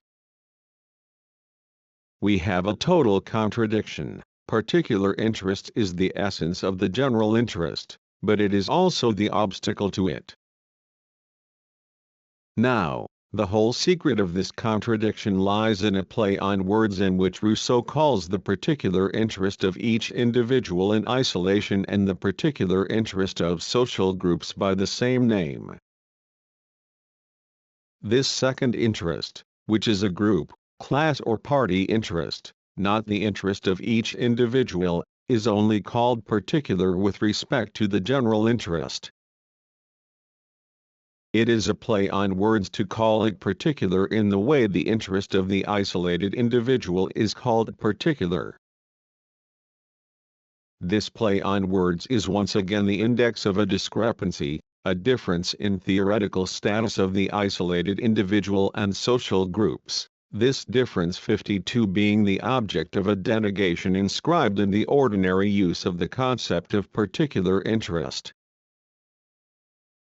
This denegation is inscribed in so many words in his declaration of impotence: human groups must not exist in the state. A declaration of impotence, for if they must not exist, that is because they do exist. An absolute point of resistance which is not a fact of reason but a simple, irreducible fact, the first encounter with a real problem after this long chase. But precisely the theoretical denegation, by the ambiguous use of one and the same concept, particular interest, of this resistant fact allows the theory to develop without resistance. In the commentary on the mirror couple, particular interest, general interest. However, on closer inspection, we can see the discrepancy at work even in this couple. The general interest, its existence has as its sole content the declaration of its existence. Rousseau does not doubt for a moment the existence of a general interest as the foundation for every society. That the ideology of the general interest is indispensable to the real societies which served as references for Rousseau is certainly true. But in the social contract, Rousseau never treats the general interest as an ideology or myth. Its real existence is so little in doubt for him that he affirms its unalterable and imperturbable existence, even when the general will which declares it has become mute. Here the theoretical discrepancy begins to reveal a quite different discrepancy, the discrepancy which installs this philosophy in the discrepancy between it and the real which its birth required from the beginning. The same is true, in mirror form, for the particular interest.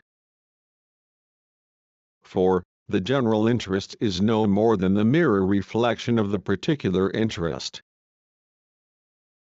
The particular interest, too, is the object of an absolute declaration of existence. The two declarations echo one another since they concern the same content and fulfill the same function. And they are discrepant with respect to the same reality, the interests of social groups, the object of a denegation indispensable for the maintenance in working order of the mirror categories of particular interest and general interest. Just as the general interest is a myth, whose nature is visible once it is seen, Rousseau, the social contract /53 in demarcation from its real double, the general interests which Rousseau calls particular because they belong to human groups, orders, classes, etc. So the pure particular interest of the isolated individual, what he obtains from the constitutive origins of the state of nature, is a myth, whose nature is visible once it is seen that it has a real double in the general interests of human groups that Rousseau calls particular because they dominate the state, or struggle for the conquest of its power. As in the previous cases, we can spot this discrepancy, but only beneath the verbal denegation of a play on words, here the juggling with particular and general, concepts which properly belong exclusively to the individual and the sovereign, but which serve theoretically to reduce the discrepancy introduced into Rousseau's conceptual system by the emergence of the following irreducible phenomenon: the existence of the interests of social groups.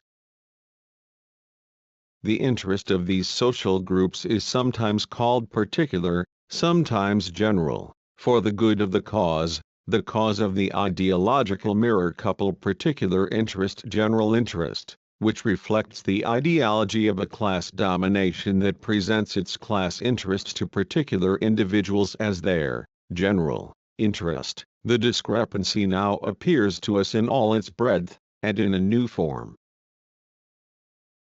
It no longer concerns some or other point internal to the theory.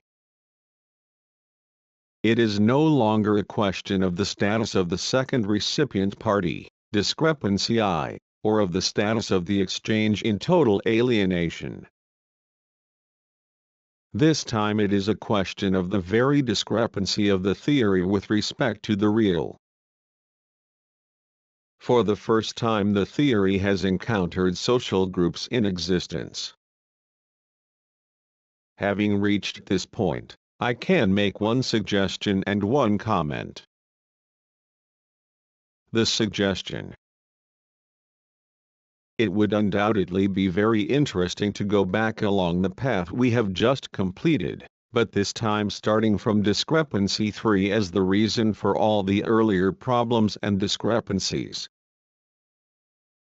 That would be to start from the disarticulation of Rousseau's philosophy, that is from the point at which it is articulated onto the juridical ideology of the society in which Rousseau lived, constituting itself as an ideological philosophy of politics by distancing itself through this discrepancy III,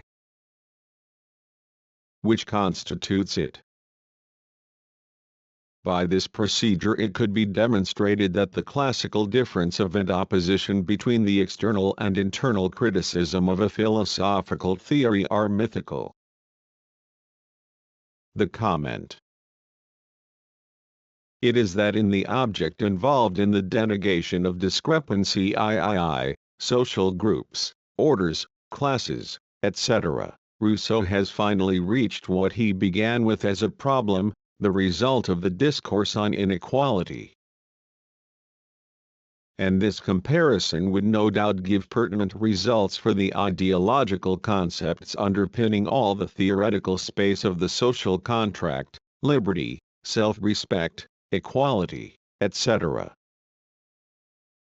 The famous liberty in particular, solemnly attributed to the man of the first state of nature, the reserve and sacred depository for one never knows how long, that is for the future of morality and religion, and for the general will, that is for the general interest, it would become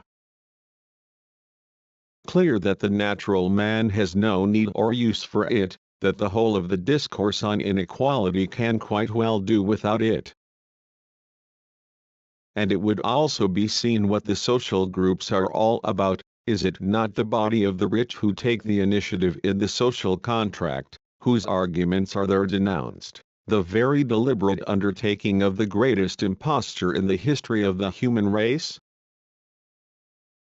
The true social contract, now a legitimate one, thus finds at the end of the displacement of its concepts the very same realities whose existence and implacable logic had been described in the discourse on inequality. One last comment. If discrepancy II now concerns the discrepancy of the theory with respect to the real, it can no longer be a question of a mere theoretical denegation.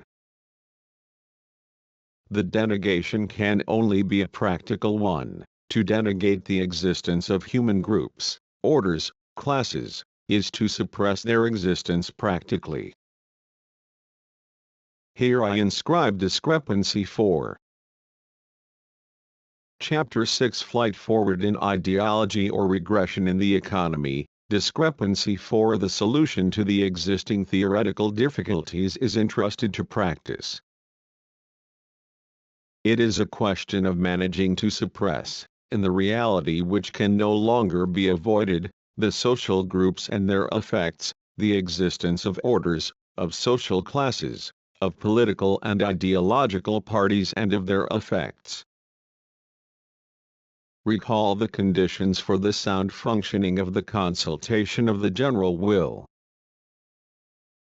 The people must be enlightened, and no intermediary human groups must be imposed between it and the general will.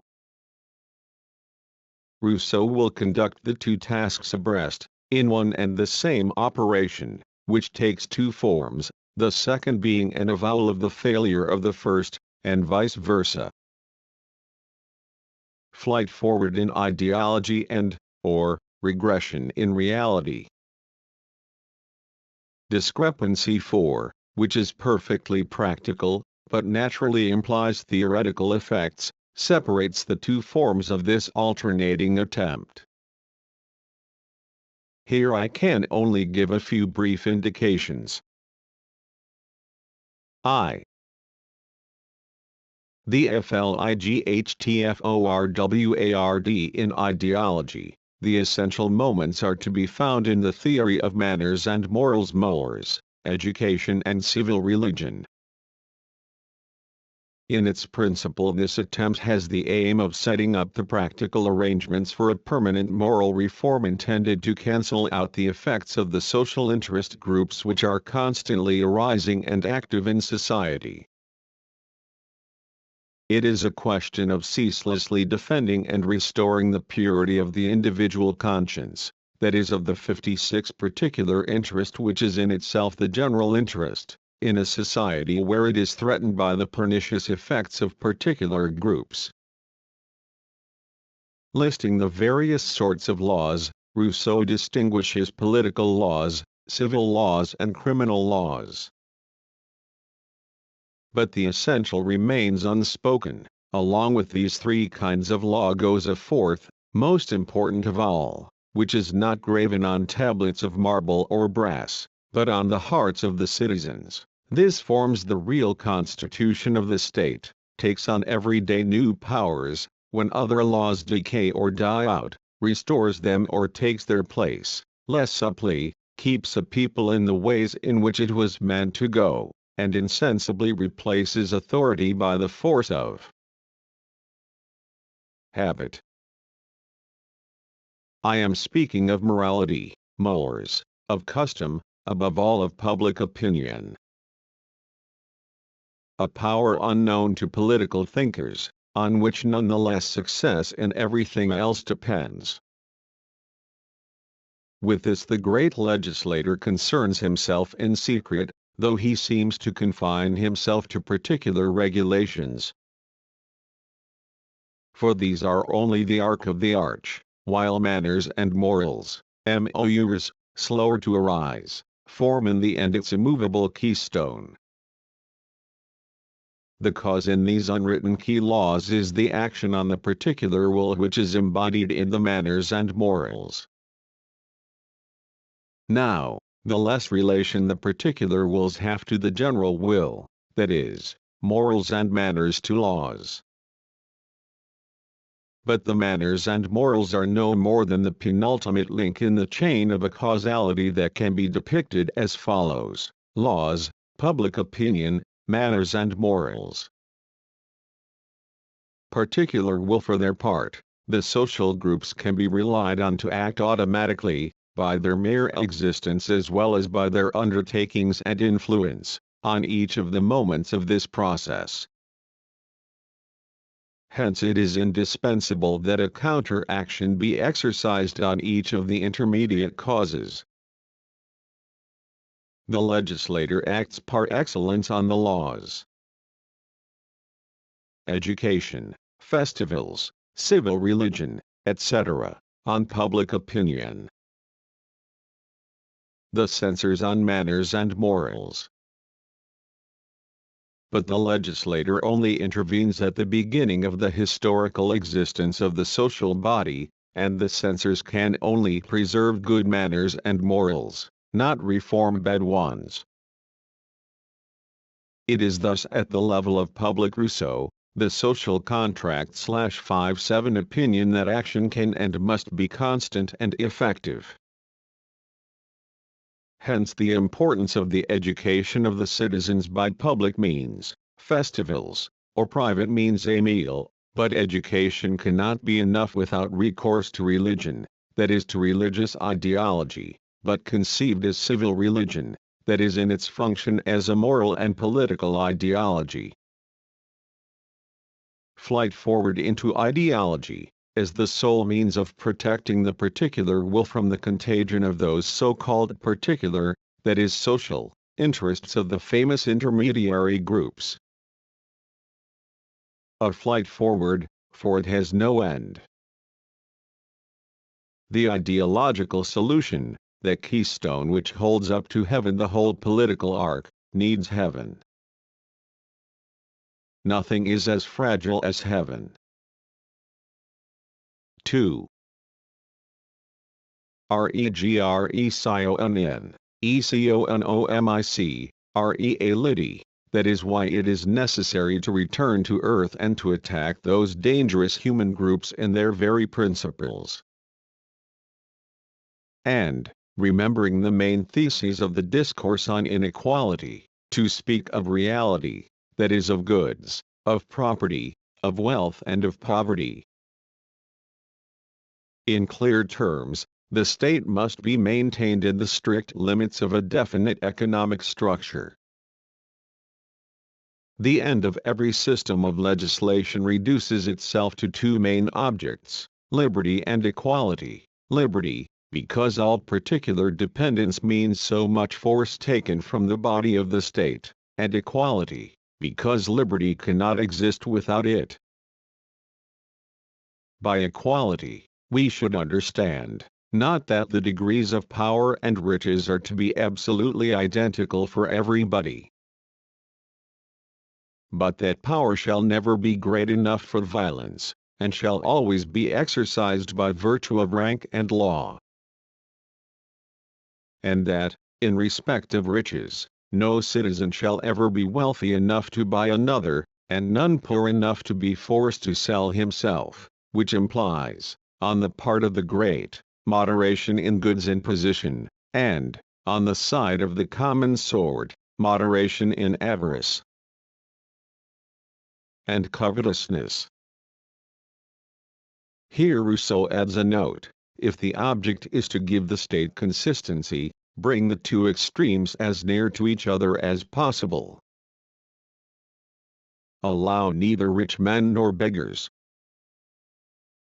These two estates, which are naturally inseparable, are equally fatal to the common good. From the one come the friends of tyranny, and from the other tyrants. SCN, Xi, pages 42m. The central formulations of this passage repeat, but vis-à-vis their political effects, certain even of the terms of the discourse on inequality, from the moment one man began to stand in need of the help of another. From the moment it appeared advantageous to any one man to have enough provisions for two, equality disappeared. 1. This possibility marks, with the beginning of the division of labor, the beginnings of dependence, which becomes universal when, all the land being cultivated and occupied, the supernumeraries are obliged to receive their subsistence, or steal it, from the rich. 2. And the rich are able to buy or constrain the poor. It is this reality which haunts the second practical solution of the social contract. In the economic reforms he proposes, Rousseau aims to proscribe the effects of the established economic inequality, and especially the grouping of men into those two naturally inseparable estates, rich men and beggars. The criterion he retains is that no citizen shall ever be wealthy enough to buy another, and none poor enough to be forced to sell himself. He expresses out loud, but without thinking its practical preconditions, the old dream of economic independence, of independent commerce discourse on inequality, that is of urban or agrarian, petty artisanal production. Flight backwards this time, in economic reality, regression. That it is a dream, a pious wish, is well known to Rousseau. Such equality, we are told, is a speculative chimera which cannot exist in practice. But if its abuse is inevitable, does it follow that we should not at least make regulations concerning it? It is precisely because the force of circumstances tends continually to destroy equality that the force of legislation should always tend to its maintenance. Clearly, it can only be a matter of regulating an inevitable abuse, an effect of the force of circumstances. When Rousseau 1. The Social Contract and Discourses, Up. See it, pages 199. 2. Ibid, pages 203. 5. Rousseau, The Social Contract 159 speaks of bringing the two extremes as near to each other as possible. It is a question of the following impossible condition: to go against the force of circumstances, to propose as a practical measure a solution, which cannot exist in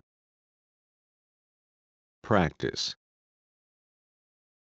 It is hardly necessary to note that the two extremes have all that is required to constitute themselves as human groups defending their interests without caring a jot about the categories of generality or particularity.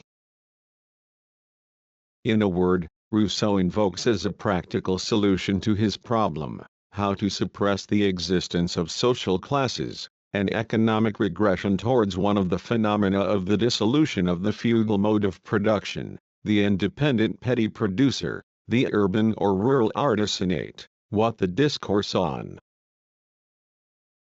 inequality describes in the concept of independent commerce, universal economic independence permitting of free commerce, that is free relations between individuals. But to what saint should one entrust oneself for the realization of this impossible regressive economic reform?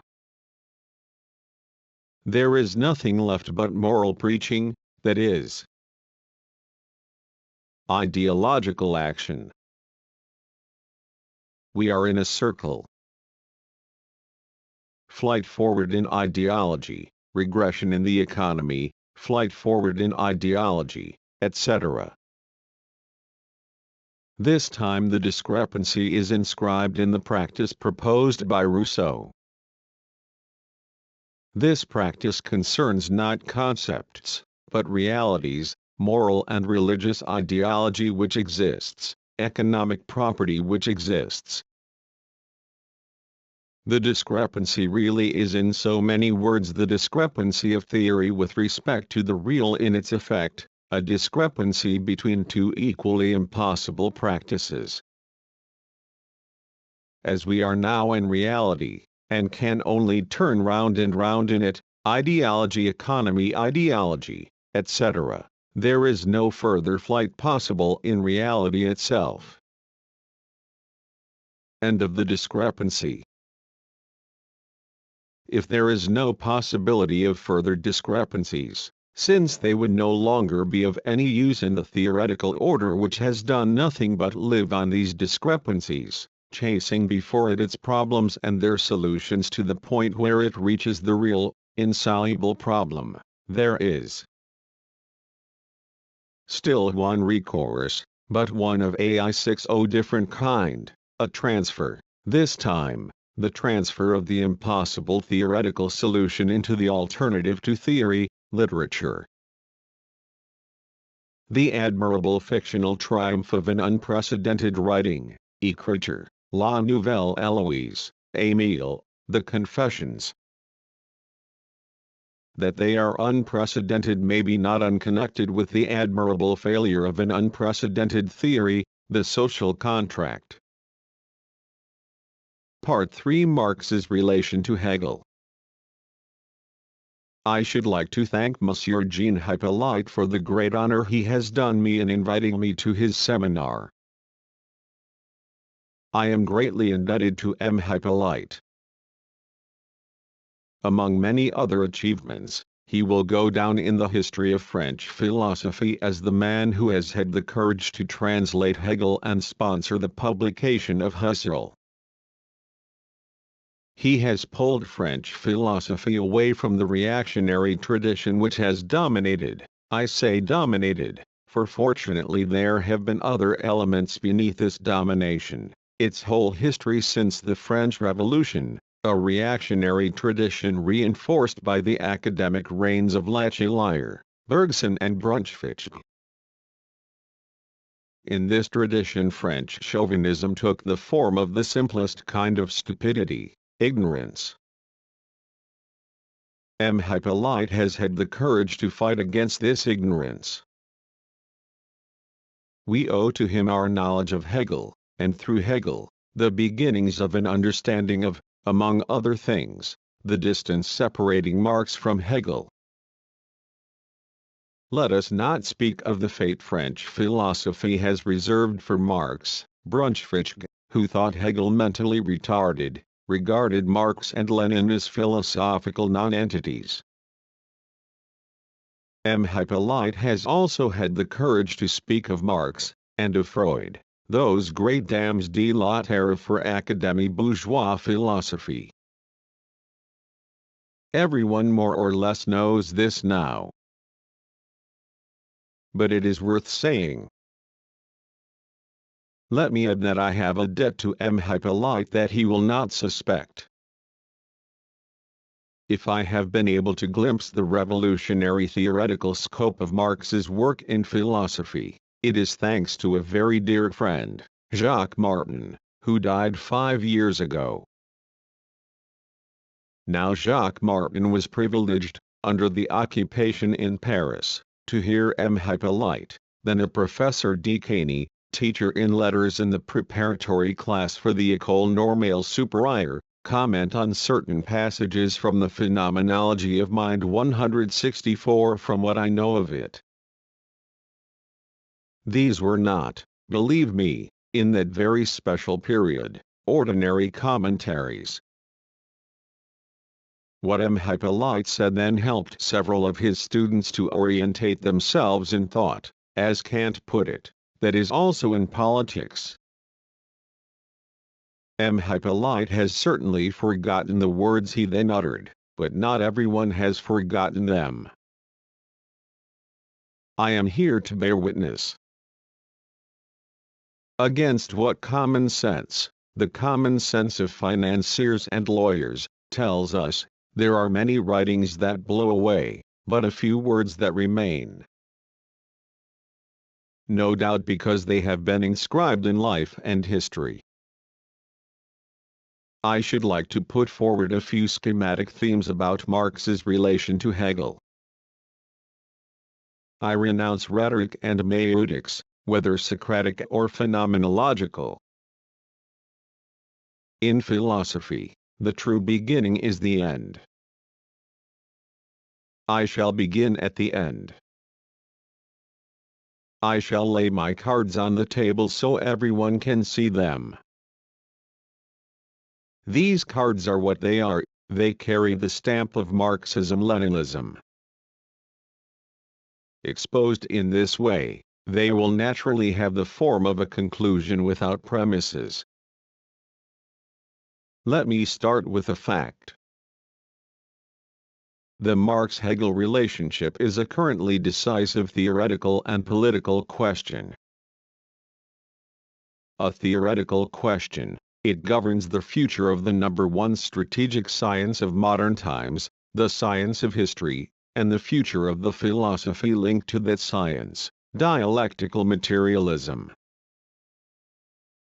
A political question, it derives from these premises. It is inscribed in the class struggle at a certain level, in the past as in the present. To understand the contemporary importance of this fact of the Marx-Hegel relationship, it must be understood as a symptom, and explained as the symptom of the following realities. In order to situate the symptom, I shall state these realities in the form of theses. Thesis I, a statement of fact. The union, or fusion of the workers' movement and Marxist theory is the greatest event in the history of Marx's relation to Hegel/65 of class societies, that is practically in all human history. Beside it, the celebrated great scientific technical mutation constantly resounding in our ears, the atomic, electronic, computer era, the space age, etc. is, despite its great importance, no more than a scientific and technical fact. These events are not of the same order of magnitude, they only bear in their effects on certain aspects of the productive forces, and not on what is decisive, the relations of production. We are living in the necessary effects of this fusion, of this union.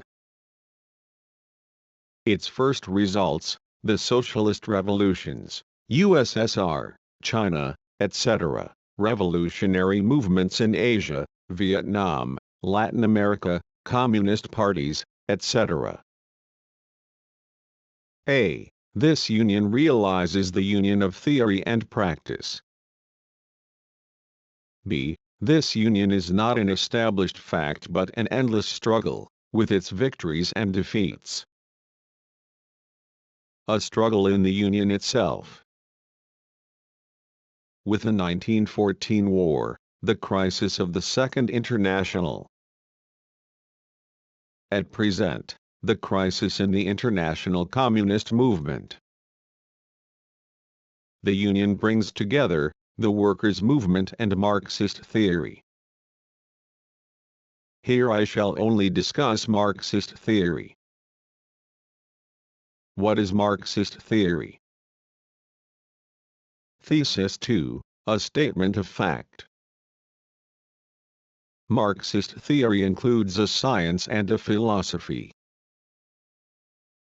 In the great classical tradition of the workers' movement, from Marx to Lenin, Stalin and Mao, Marxist theory has been defined as containing two distinct theoretical disciplines, a science, designated by its general theory, historical materialism, and a philosophy, designated by the term dialectical materialism. There are very special relations between these two disciplines. I shall not examine them in this paper. I shall suggest the following: of these two disciplines, science and philosophy, it is the science that has the place of determination. Point 1. Everything depends on this science. Le Recommencement du Materialisme Dialectique, Critique, number 240, May 1967. I-66 Thesis 3. Marx founded a new science, the science of the history of social formations, or the science of history. The foundation of the science of history by Marx is the most important theoretical event of contemporary history. Let me use an image. There are a certain number of sciences. They can be said to occupy a certain side in what can be called a theoretical space. Site, space. Metaphorical notions. But they convey certain facts, the proximity of certain sciences. Relations between neighboring sciences. Domination of certain sciences over other sciences. But simultaneously sciences without neighbors, insular sciences, isolated positions in a void, for example psychoanalysis, etc. From this standpoint it is possible to consider that the history of the sciences reveals the existence, in this problematical theoretical space, of great scientific continents. 1. The continent of mathematics, opened up by the Greeks. 2. The continent of physics, opened up by Galileo. 3. Marx has opened up the third great continent, the continent of history. A continent, in the sense of this metaphor, is never empty, it is always already occupied by many and varied more or less ideological disciplines which do not know that they belong to the continent. For example, before Marx, the history continent was occupied by the philosophies of history, by political economy, etc. The opening up of a continent by a continental science not only disputes the rights and claims of the former occupants, it also completely restructures the old configuration of the continent. A metaphor cannot be spun out indefinitely, otherwise I should here say that the opening up of a new continent to scientific knowledge presupposes a change of terrain or an epistemological rupture, etc.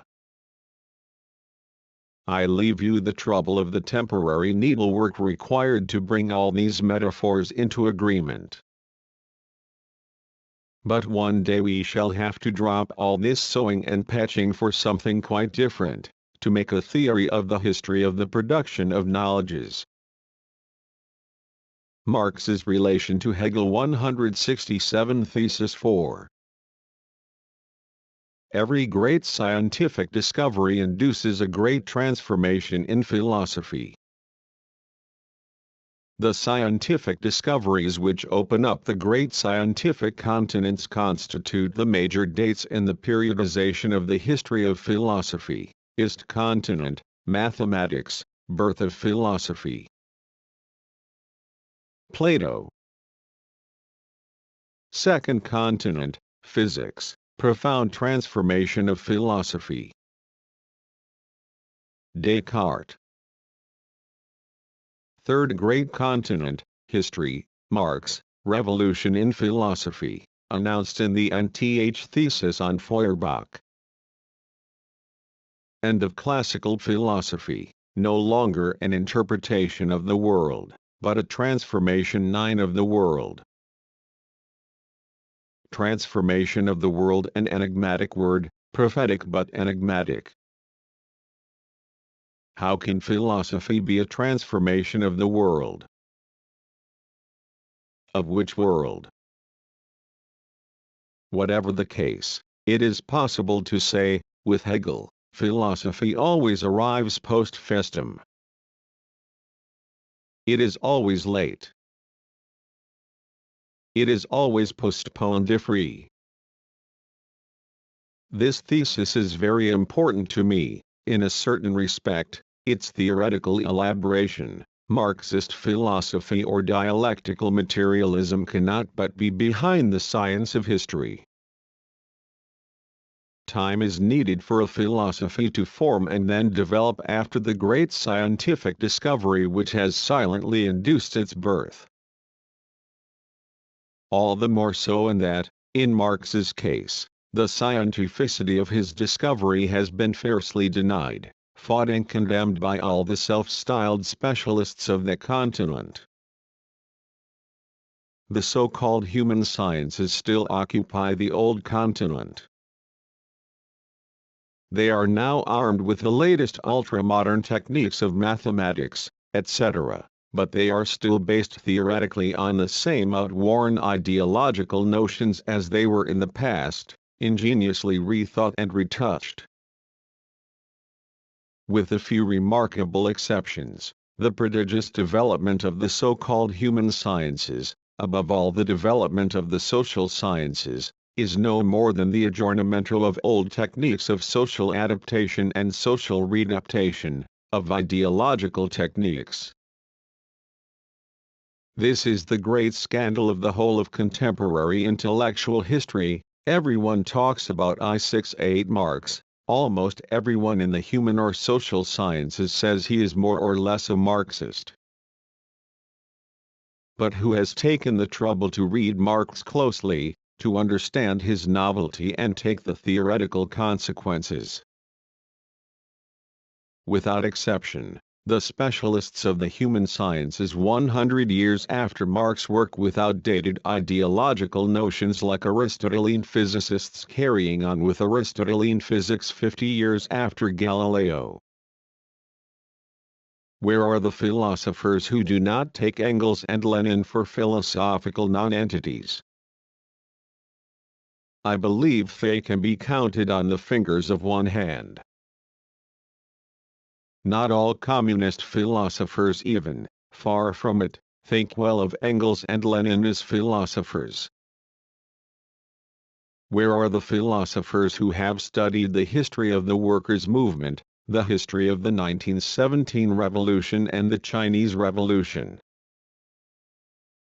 Marx and Lenin have the great honor to share the fate of intellectual pariah with Freud and to be travestied when they are discussed as he is travestied. This scandal is not a scandal. The relations that reign between philosophical ideas are what are called relations of forces, ideological, and therefore political relations of forces.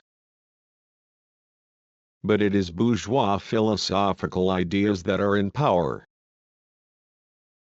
The question of power is the number one question in philosophy too. Philosophy is indeed in the last instance political. Thesis 5.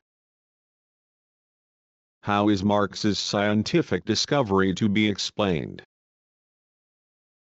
If we take seriously what Marx tells us about the real dialectic of history, it is not men who make history, although its dialectic is realized in them and in their practice, but the masses in the relations of the class struggle. This is true for political history, general history. For the history of the sciences, making due allowances, the same is true.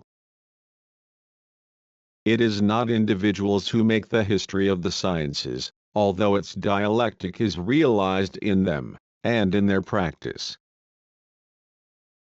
The empirical individuals known for making such and such a discovery realize in their practice relations and a conjunction wider than themselves. This is where we can pose the problem of the relations between Marx and Hegel. I shall give an extraordinarily schematic figuration. I hope that Marx's relation to Hegel I6G will be taken only for what it is, the index of a problem, and the indication of the schematic conditions for it to be posed. To pose it thus in outline, I shall start once again from an indication of Engels's, taken up and developed by Lenin and known by the name of the three sources of Marxism. Sources is an outdated ideological notion, but what matters to us is the fact that Engels and Lenin do not pose the problem in terms of an individual history, but in terms of a history of theories. They establish a pattern involving three theoretical characters: classical German philosophy, English political economy and French socialism.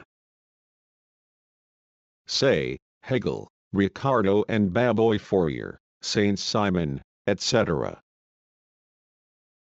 To simplify and for expositional clarity, I shall partially set aside French socialism and consider only Ricardo and Hegel as symbolic representatives of English political economy and German philosophy respectively. I shall then return to the extremely general diagram of theoretical practice which I proposed 5 years ago in an article on the materialist dialectic.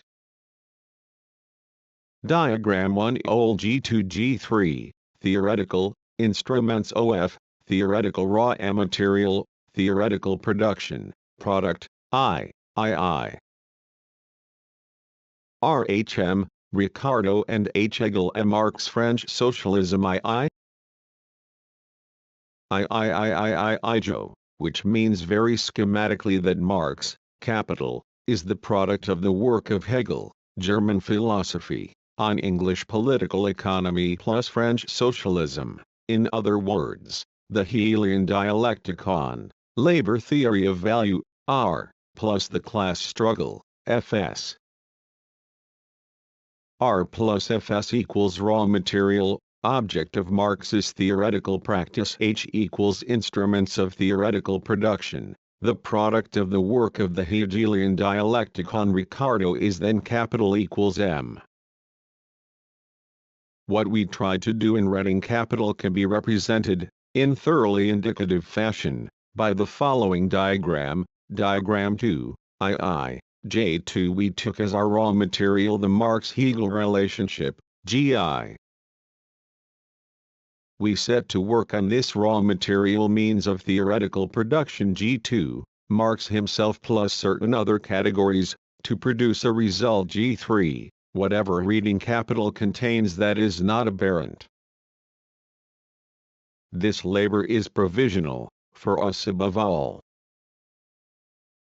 The theoretical labor process must be pursued in a new cycle in which G2 might be represented by the plus or erroneous relation M. Marx's relation to Hegel /7/ between Marx and reading capital, etc.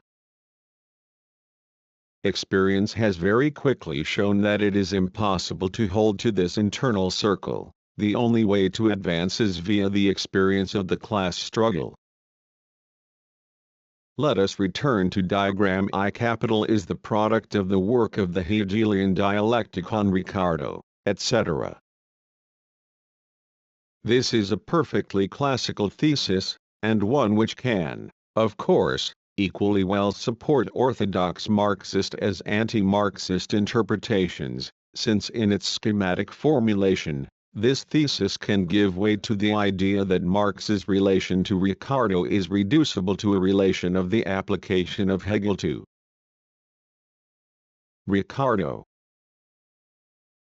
However, This thesis is always stated in the classical tradition along with another equally, if not more, insistent one, the thesis of the inversion. It is not Hegel that is applied to Ricardo but Hegel inverted. An enigmatic expression. What does inversion mean? The first index of a problem. A second index. Very many examples can be found in the classics of Marxism. I shall only take one, Lenin's paradoxical and apparently contradictory declarations on the Marx-Hegel relationship. In What the Friends of the People Are, Lenin says that Marx has nothing to do with Hegelian triads and that capital is not their application to Ricardo.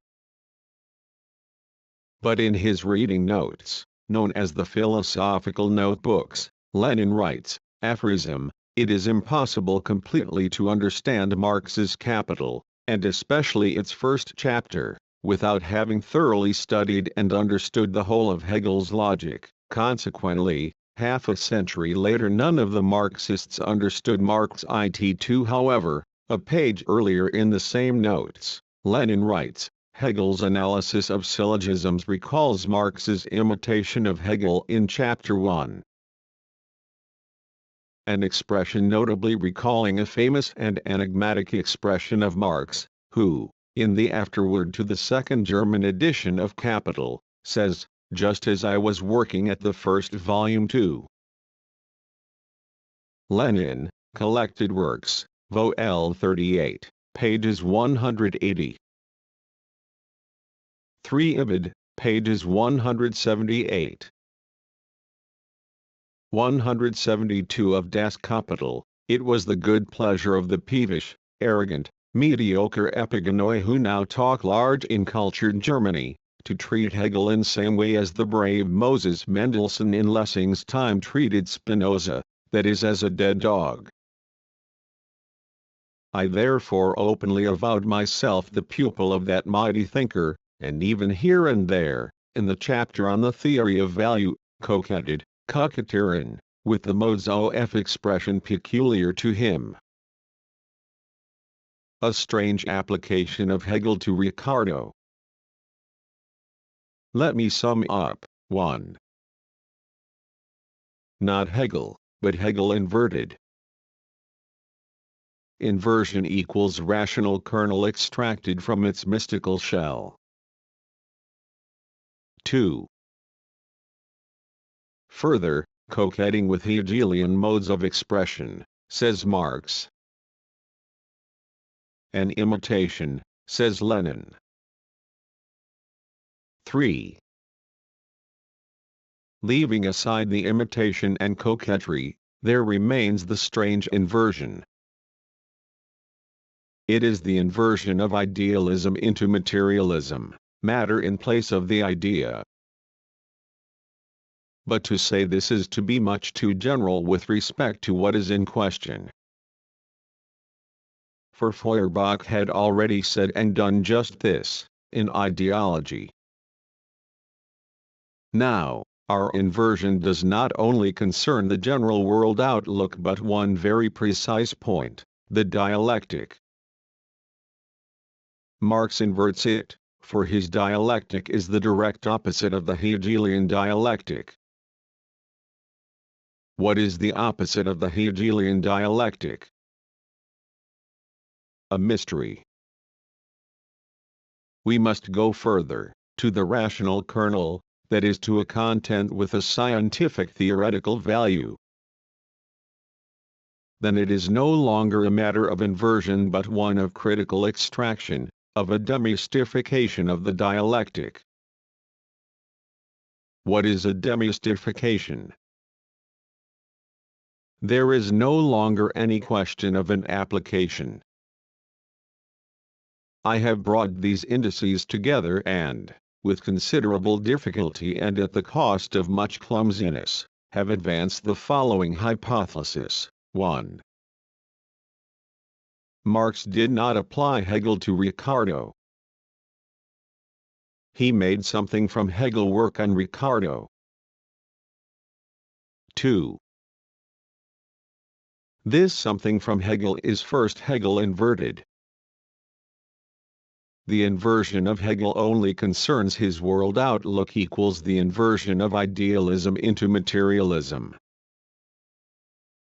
World outlook equals tendency.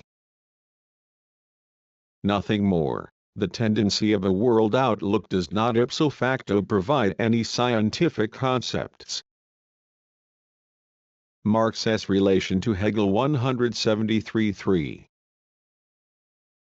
This something from Hegel is thus something quite different from the inversion of the idealist tendency into the materialist tendency. It is something which concerns the dialectic. Here the metaphor of the inversion ceases to serve any useful purpose, it is replaced by a different metaphor. To invert the Hegelian dialectic equals to demystify it equals to separate the rational kernel from the irrational shell. This separation is not a mere sorting out, take some and leave some. It can only be a transformation. Marx's dialectic can only be the Hegelian dialectic worked transformed. 4. Thus Marx makes Hegel work on Ricardo, he makes a transformation of the Hegelian dialectic work on Ricardo. It is indeed necessary to say that the Hegelian dialectic has been transformed in the theoretical work it has carried out on Ricardo. The theoretical instrument of labor which transforms the theoretical raw material is itself transformed by its work of transformation. The result is the dialectic at work in capital. It is no longer the Hegelian dialectic but a quite different dialectic.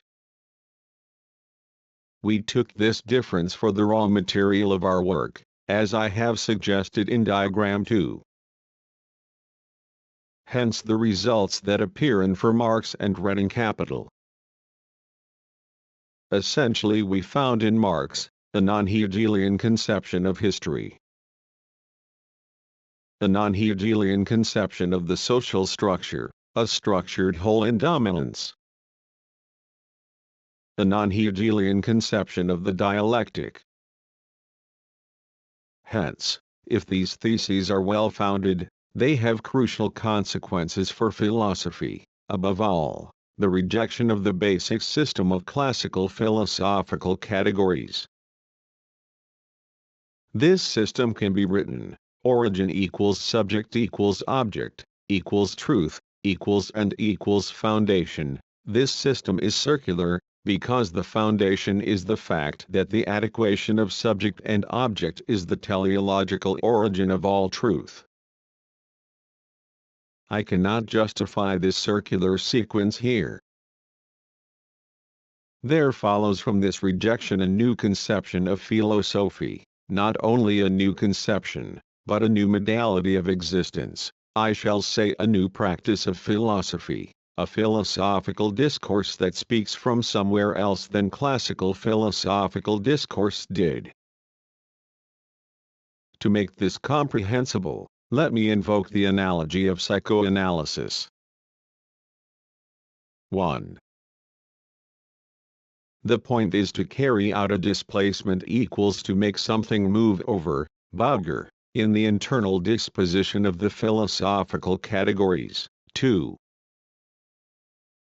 Such that philosophical discourse changes its modality, speaks otherwise, autrement, which creates the difference between interpreting the world and changing it.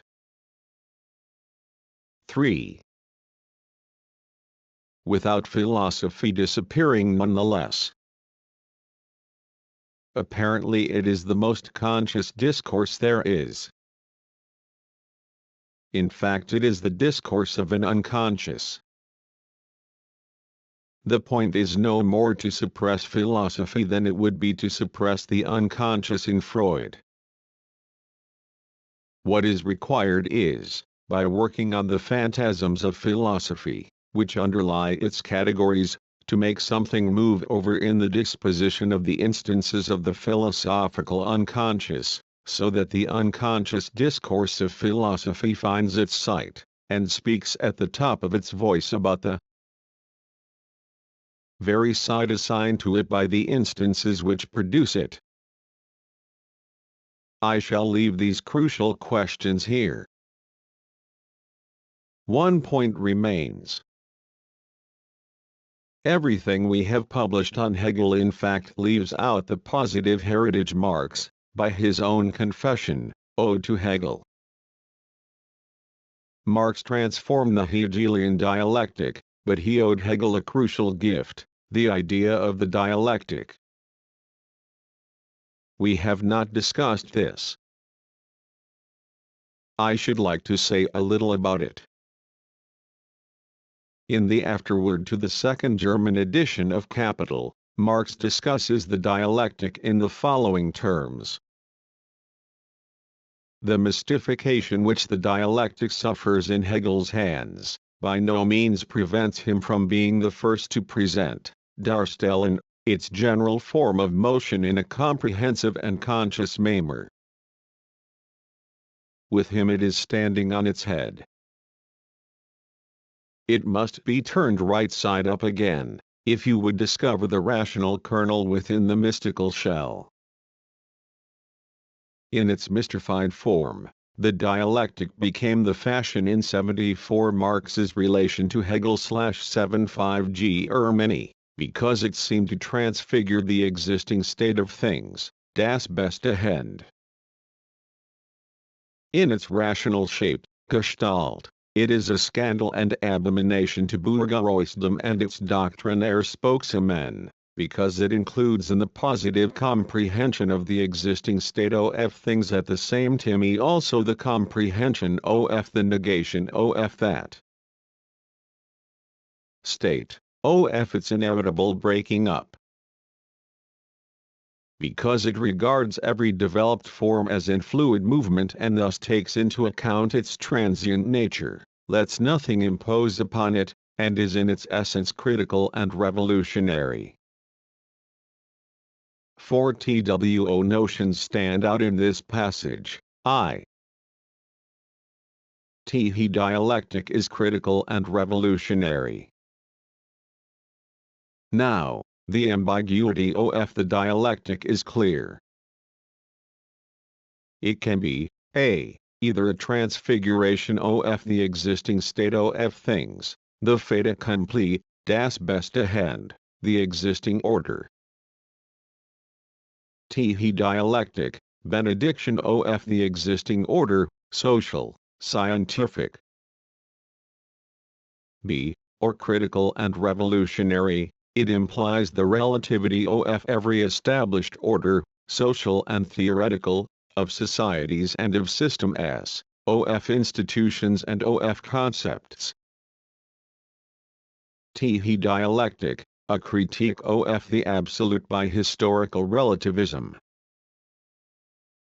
His them is very clear in Engels, the dialectic sets concepts in motion. A direct adoption of the Hegelian them reason is a critique of the intellect. Reason sets the concepts of the intellect in motion. He classical opposition in Marxism between metaphysical and materialism metaphysical/dialectical is thus no more than adoption of the Hegelian opposition between in intellect and reason. Stop at this and one has not yet left Hegel. It is still very formal and thus very dangerous. He proof. The spontaneously relativist/historicist interpretation of this conception of the dialectic as a critique of the fixity of the intellect counterproof, Lenin's vigorous reaction against relativism and historicism, materialism and empirio-criticism, bourgeois ideologies of history and of the dialectic. 4. Capizzi, Vol. pages 20. Dialectical and Materialism Opposition IJ 62. But there is something else of much greater importance. Does the Hegelian dialectic contain a rational kernel, and if so, what is it? To see this, a long detour is required. It is necessary to go back through Marx's theoretical history. The decisive moment in this history is the rupture with Feuerbach. This rupture is announced in the lightning flash of the theses on Feuerbach.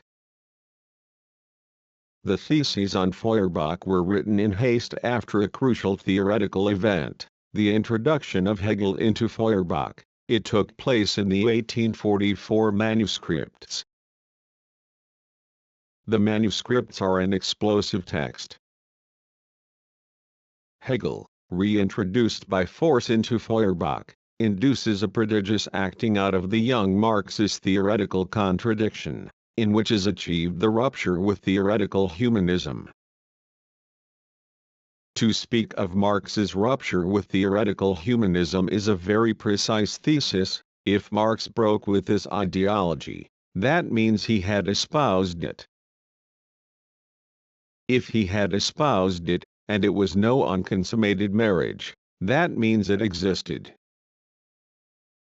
The theoretical humanism Marx espoused was that of Feuerbach. Marx discovered Feuerbach, like all the young Hegelians, in very special conditions, which I have said something about, following Auguste Cornu. For a time Feuerbach saved the young Hegelian radicals theoretically from the insoluble contradictions induced in their liberal rationalist philosophical conscience by the obstinacy of the damned Prussian state, which, being in itself reason and freedom, persisted in misrecognizing its own essence, persevering beyond all propriety in the unreason of despotism. Feuerbach saved them theoretically by providing them with the reason for the reason-unreason contradiction, by a theory of the alienation of man. Obviously it would be impossible, on whatever basis, even a Marxist one, to think that the matter of Feuerbach can be settled by a confessional note of the kind, a few quotations from him, or from Marx and Engels, who had read him. Nor is it settled by that adjective of convenience and ignorance which nonetheless resounds in so many disputes, a speculative anthropology. As though it were enough to remove the speculation from the anthro-Marx's relation to Hegel/77 apology for the anthropology, assuming one knows what that word designates, to stand up, cut the head off a duck and it won't go far. As though it were also enough to pronounce these magic words to call Feuerbach by his name, philosophers, even if they are not watchdogs, are like you and me. For them to come, they must at least be called by their names. Let me therefore try to call Feuerbach by his name, even if need be by an abbreviation of his name. Of course, I shall only discuss the Feuerbach of the years 1839-45, i.e. the author of The Essence of Christianity and the Principles of the Philosophy of the Future, and not the post-1848 Feuerbach, who, against his own earlier precepts, put a lot of water in his wine for fear of the revolution. The Feuerbach of The Essence of Christianity occupies a quite extraordinary position in the history of philosophy. Indeed, he brings off the tour de force of putting an end to classical German philosophy, of overthrowing, to be quite precise, of inverting Hegel, the last of the philosophers, in whom all its history is summed up, by a philosophy that was theoretically retrogressive with respect to the great German idealist philosophy. Retrogressive must be understood in a precise sense. If Feuerbach's philosophy carried in it traces of German idealism, its theoretical foundations date from before German idealism. With Feuerbach we return from 1810 to 1750, from the 19th to the 18th century. Paradoxically, for reasons that should make a good dialectic derived from Hegel giddy, it was by its retrogressive character in theory that Feuerbach's philosophy had fortunate progressive effects in the ideology, and even in the political history, of its partisans. But enough on this. A philosophy which carries traces of German idealism but which settles accounts with German idealism, and its supreme representative, Hegel, by a theoretically retrogressive system, what are we to make of that? The traces of German idealism. Feuerbach takes up the philosophical problems posed by German idealism. Above all the problems of pure reason and practical reason, the problems of nature and freedom, the problems of knowledge, what can I know? OFM morality, what ought I to do? And OF religion, what can I hope for? Ins Kant's fundamental problem s, but return to via Hegel's critique and solutions. Broadly the critique of Kantian distinctions as abstractions, which for Hegel derive from am is recognition of reason reduced to the role of the intellect. Feuerbach poses the problem as of German idealism with the intention of giving them a Hegelian type of solution. Indeed, he tries to pose the unity of the Kantian distinctions or abstractions in something resembling the Hegelian idea. His something resembling the Hegelian idea, while being its radical inversion, is man, or nature, or Sinnlichkeit, simultaneously sensuous immateriality, receptivity and sensuous intersubjectivity. To hold all this together, I am to think as a single unit these three notions, and Natur and Sinnlichkeit, is a dumbfounding theoretical gamble, which makes Feuerbach's philosophy a philosophical velleity, that is an actual theoretical inconsistency invested in a wish for an possible philosophical consistency. A moving wish, certainly, even a pathetic one, since it expresses and proclaims in great solemn and cries the desperate will to escape from a philosophical ideology against which it remains definitively a rebel, that is its prisoner. The fact is that this impossible unity gave rise to a work which has played a part in history and produced disconcerting effects, some immediate, on Marx and his friends, others postponed, on Yeats, on phenomenology, on a certain odium theology, and even on the recent hermeneutic philosophy which derives from it. It was an impossible unity, Mauerniter Sinnlichkeit, which enabled Feuerbach to resolve the great philosophical problem of German idealism, transcending Kant and inverting Hegel. For example, the Kantian problem of the distinction between pure reason and practical reason, between nature and freedom, etc., find a solution with Feuerbach in a unique principle, and his attributes. For example, the Kantian problem of scientific objectivity, and the Hegelian problem of religion find a solution with Feuerbach in an extraordinary theory of mirror objectivity. The object of a being is the objectification of its essence. The 178 Marx's relation to Hegel/79 object, the objects, OFM and are the objectification of the human essence.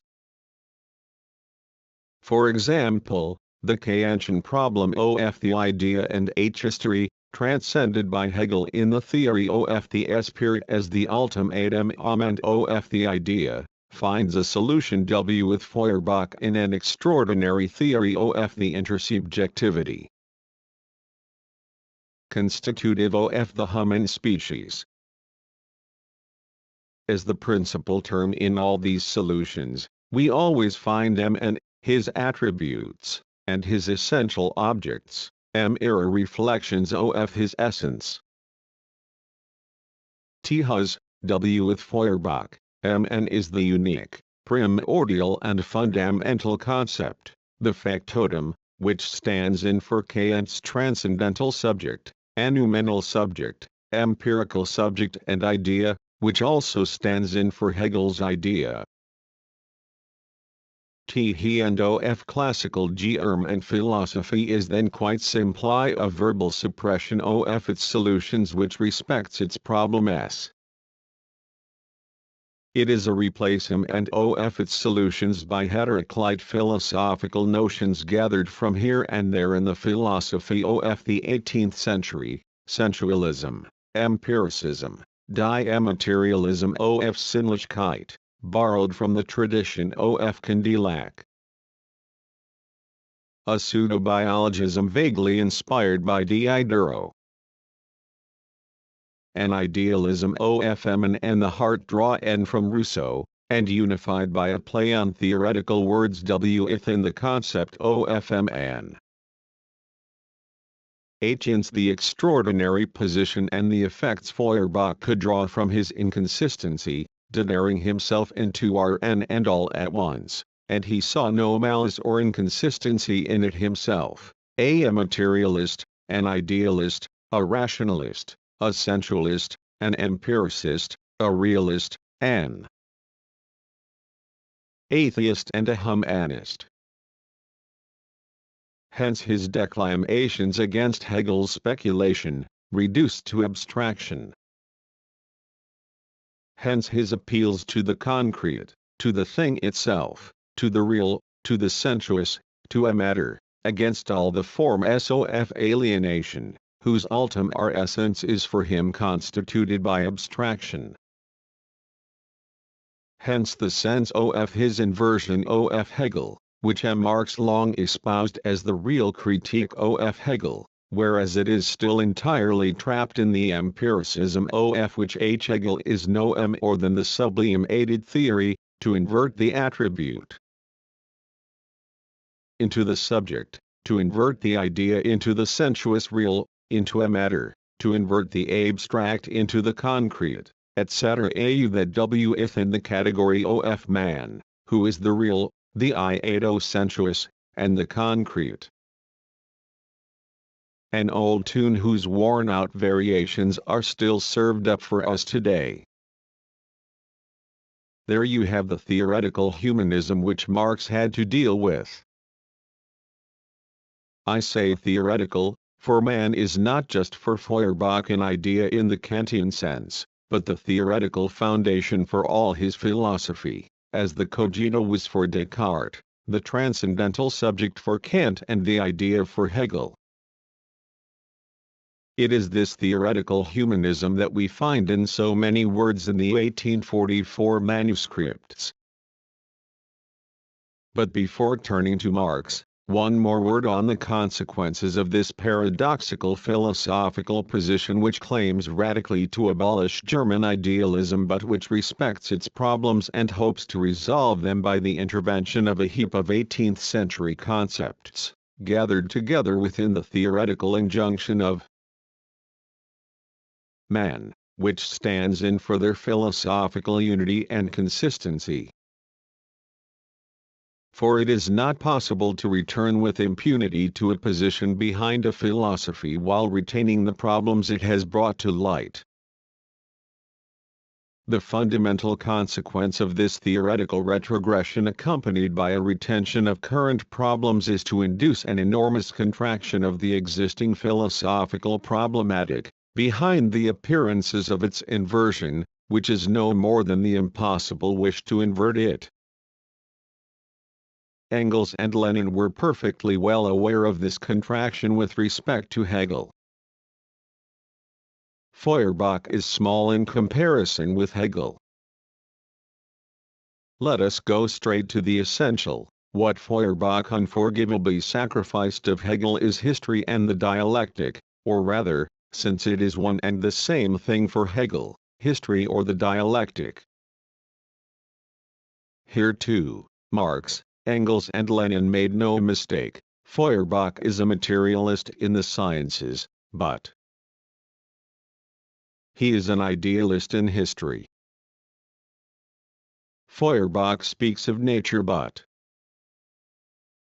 he does not speak of history, nature standing in for it. Feuerbach is not dialectical, etc. Having obtained this perspective, let us specify these established judgments.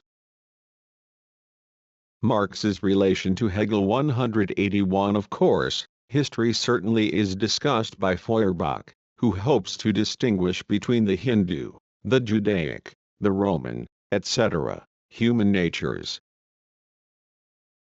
But there is no theory of history in his work. And above all, there is no trace of the theory of history we owe to Hegel as a dialectical process of production of forms figures.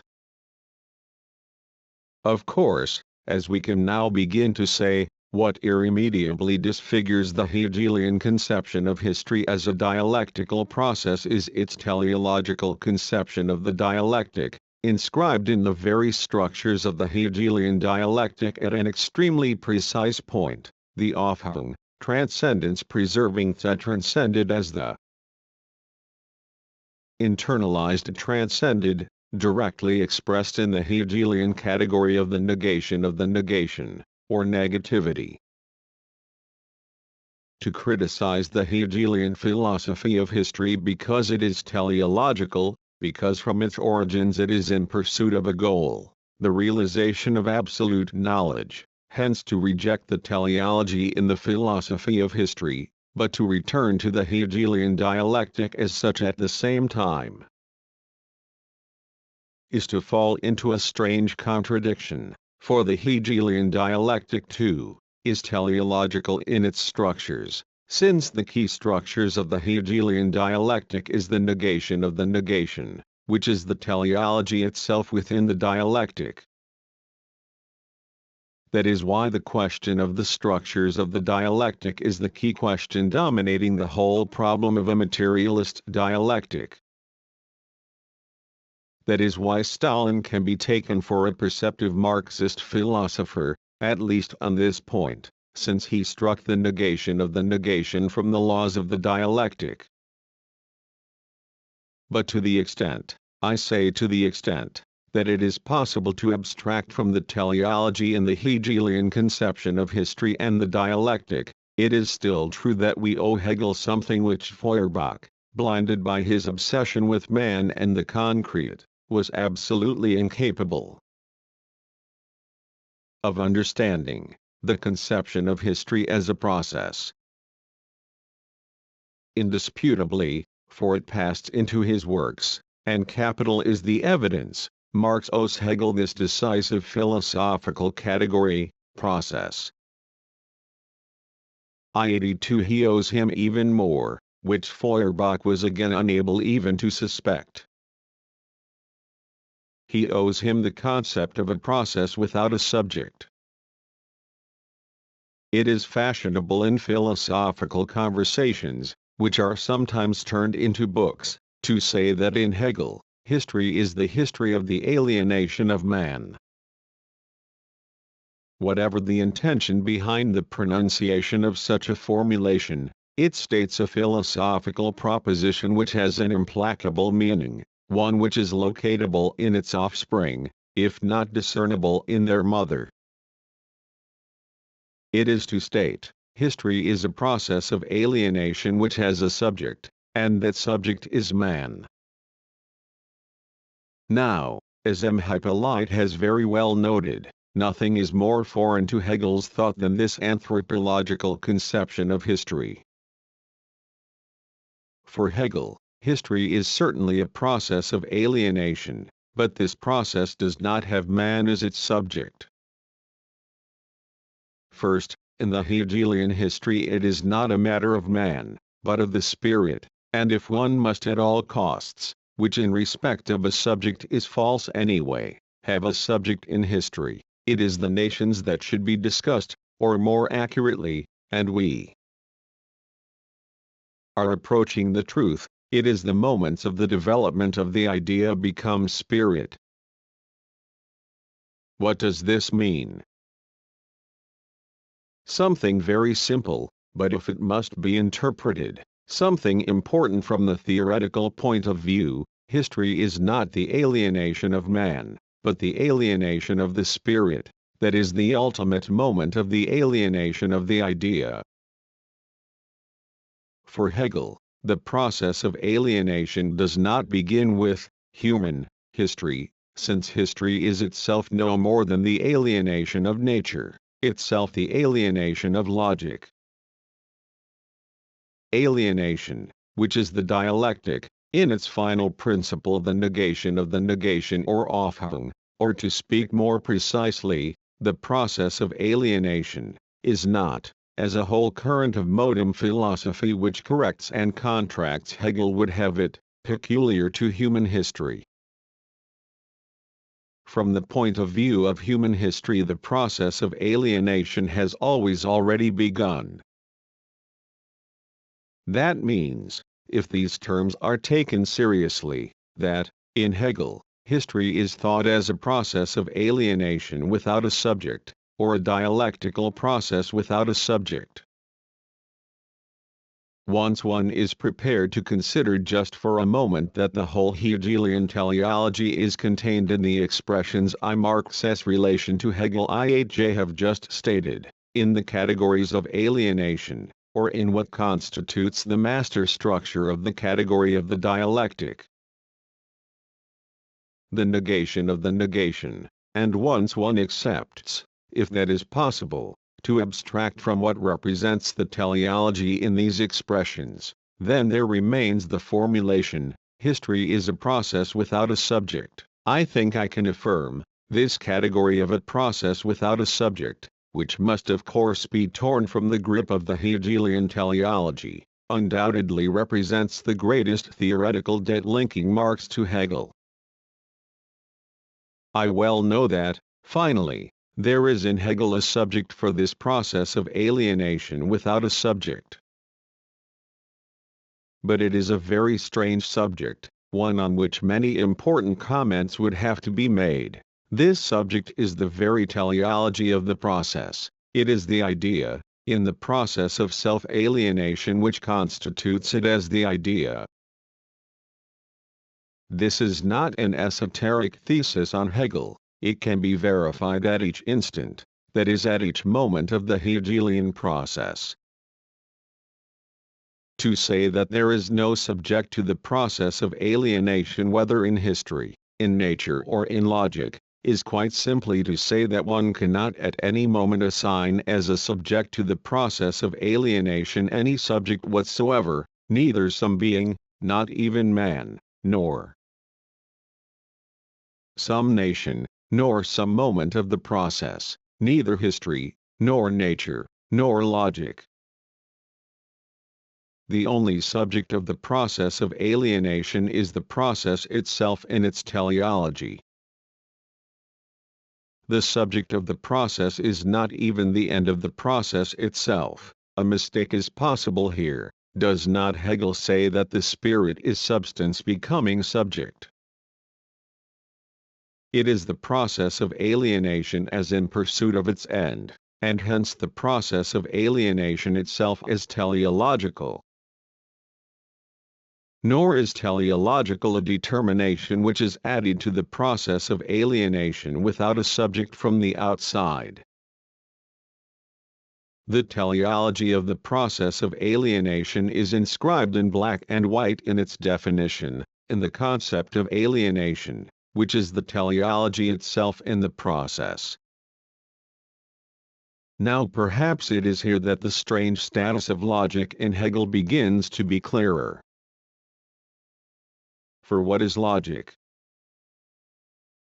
The science of the idea, 184 That is the exposition of its concept, the concept of the process of alienation without a subject, in other words, the concept of the process of self-alienation which, considered in its totality, is nothing but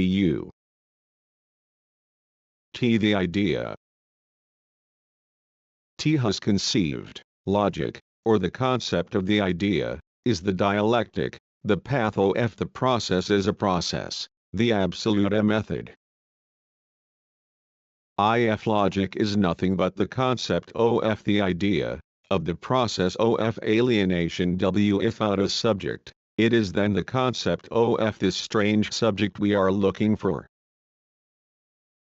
Be it the fact that this subject is only the concept of the process of alienation itself, in other words, this subject is the dialectic, that is the very movement of the negation, reveals the extraordinary paradox of Hegel.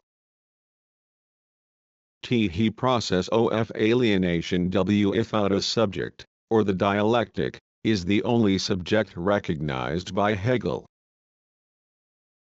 Here is no subject to the process, it is the process itself which is a subject in so far as it does not have a subject. If we W and to find W hat, finally, stands in for subject in Hegel, it is in the teleological nature of this process, in the teleological nature of the dialectic, it must be sought, the end is already there in the origin. That is also why there is in Hegel no origin, nor, which is never anything but its phenomenon, any beginning. The origin, indispensable to the teleological nature of the process, since it is only the reflection of its end, has to be denied from the moment it is affirmed for the process of alienation to be a process without a subject.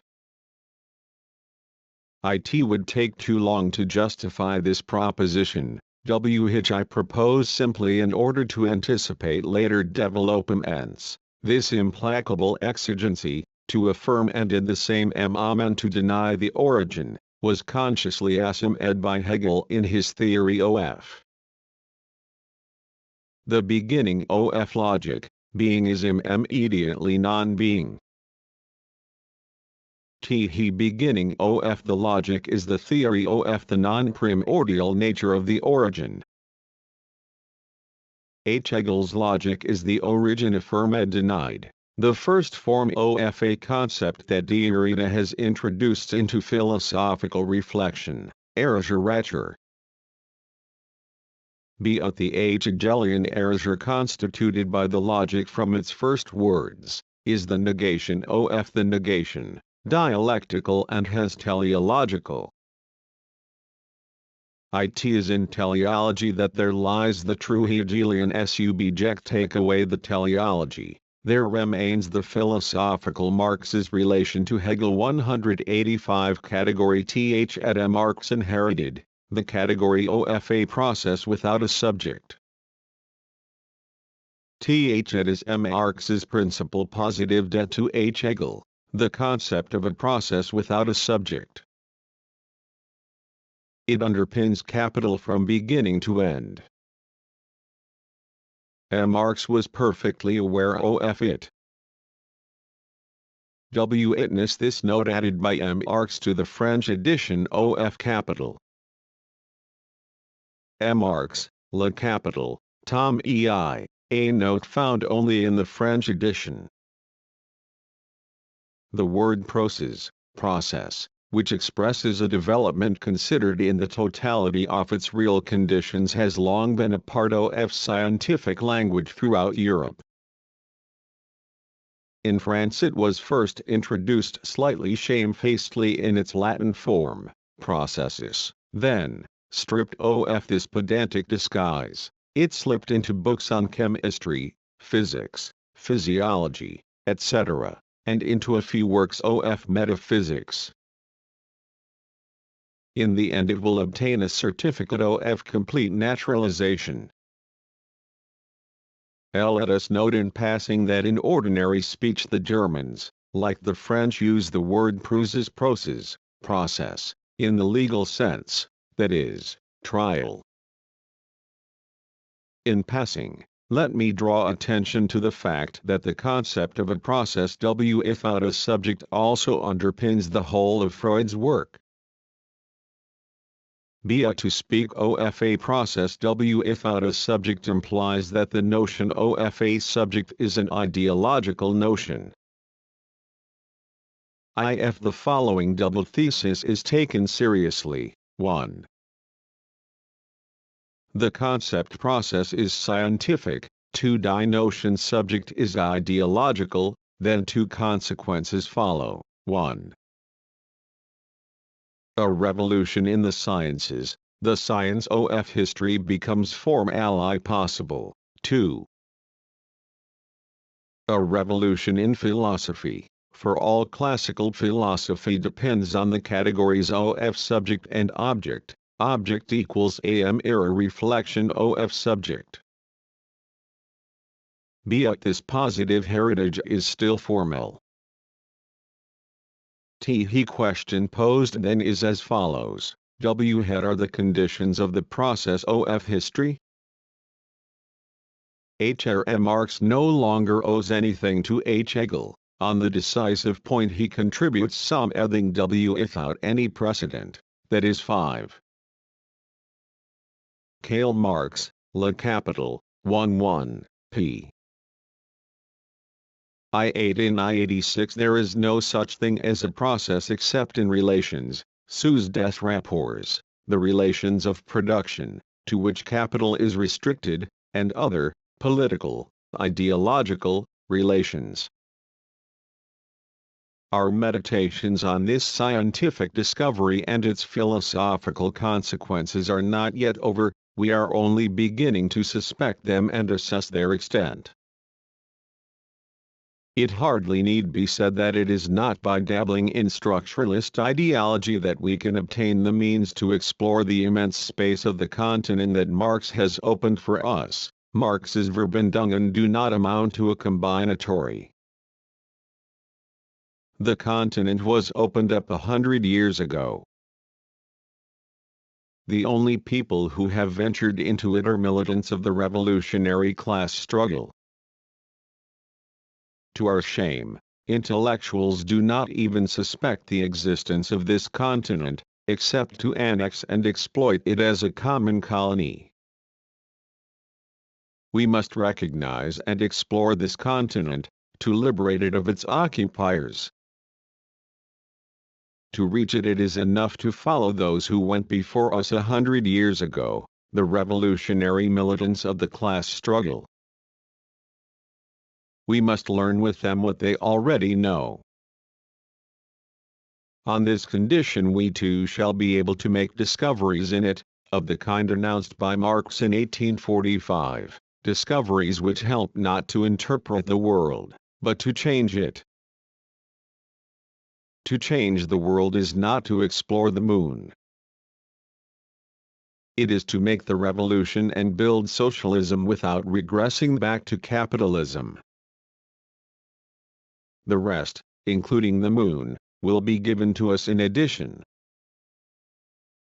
January 23, 1968. Index Abstraction, 20, 27, 29, 31, 38, 43, 46, 58, 67,178-9. Africa, 14, 18. Alienation, 114, 119-23, 126.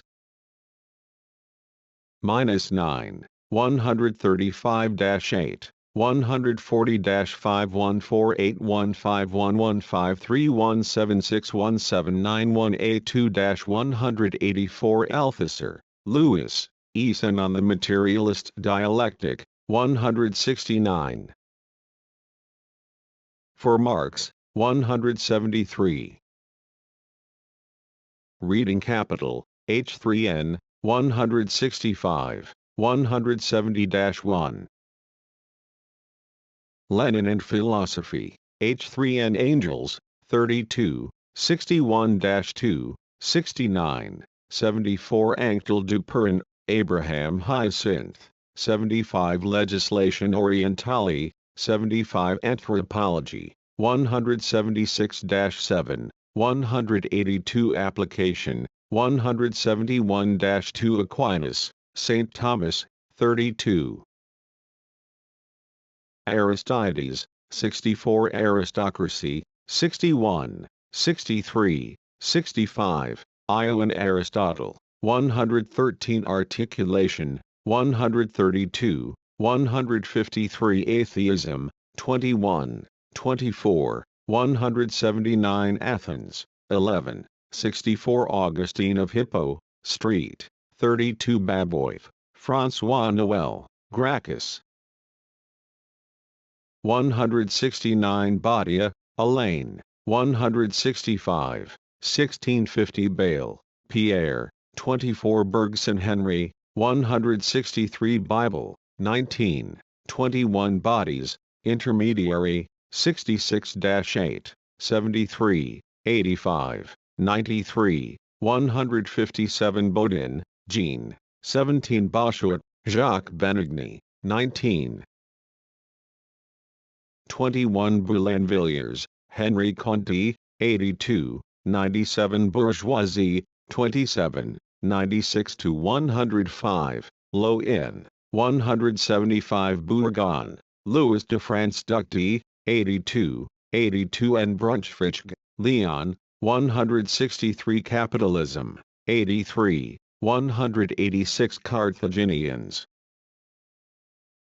14 Cassirer, Ernst, 51, 132 The Philosophy of the Enlightenment, 51 Chance, 18, 47, 123 Chevalier, Jean-Jacques, 44 China, 22-3, 75, 78, 82, 165 Christianity, 22-4,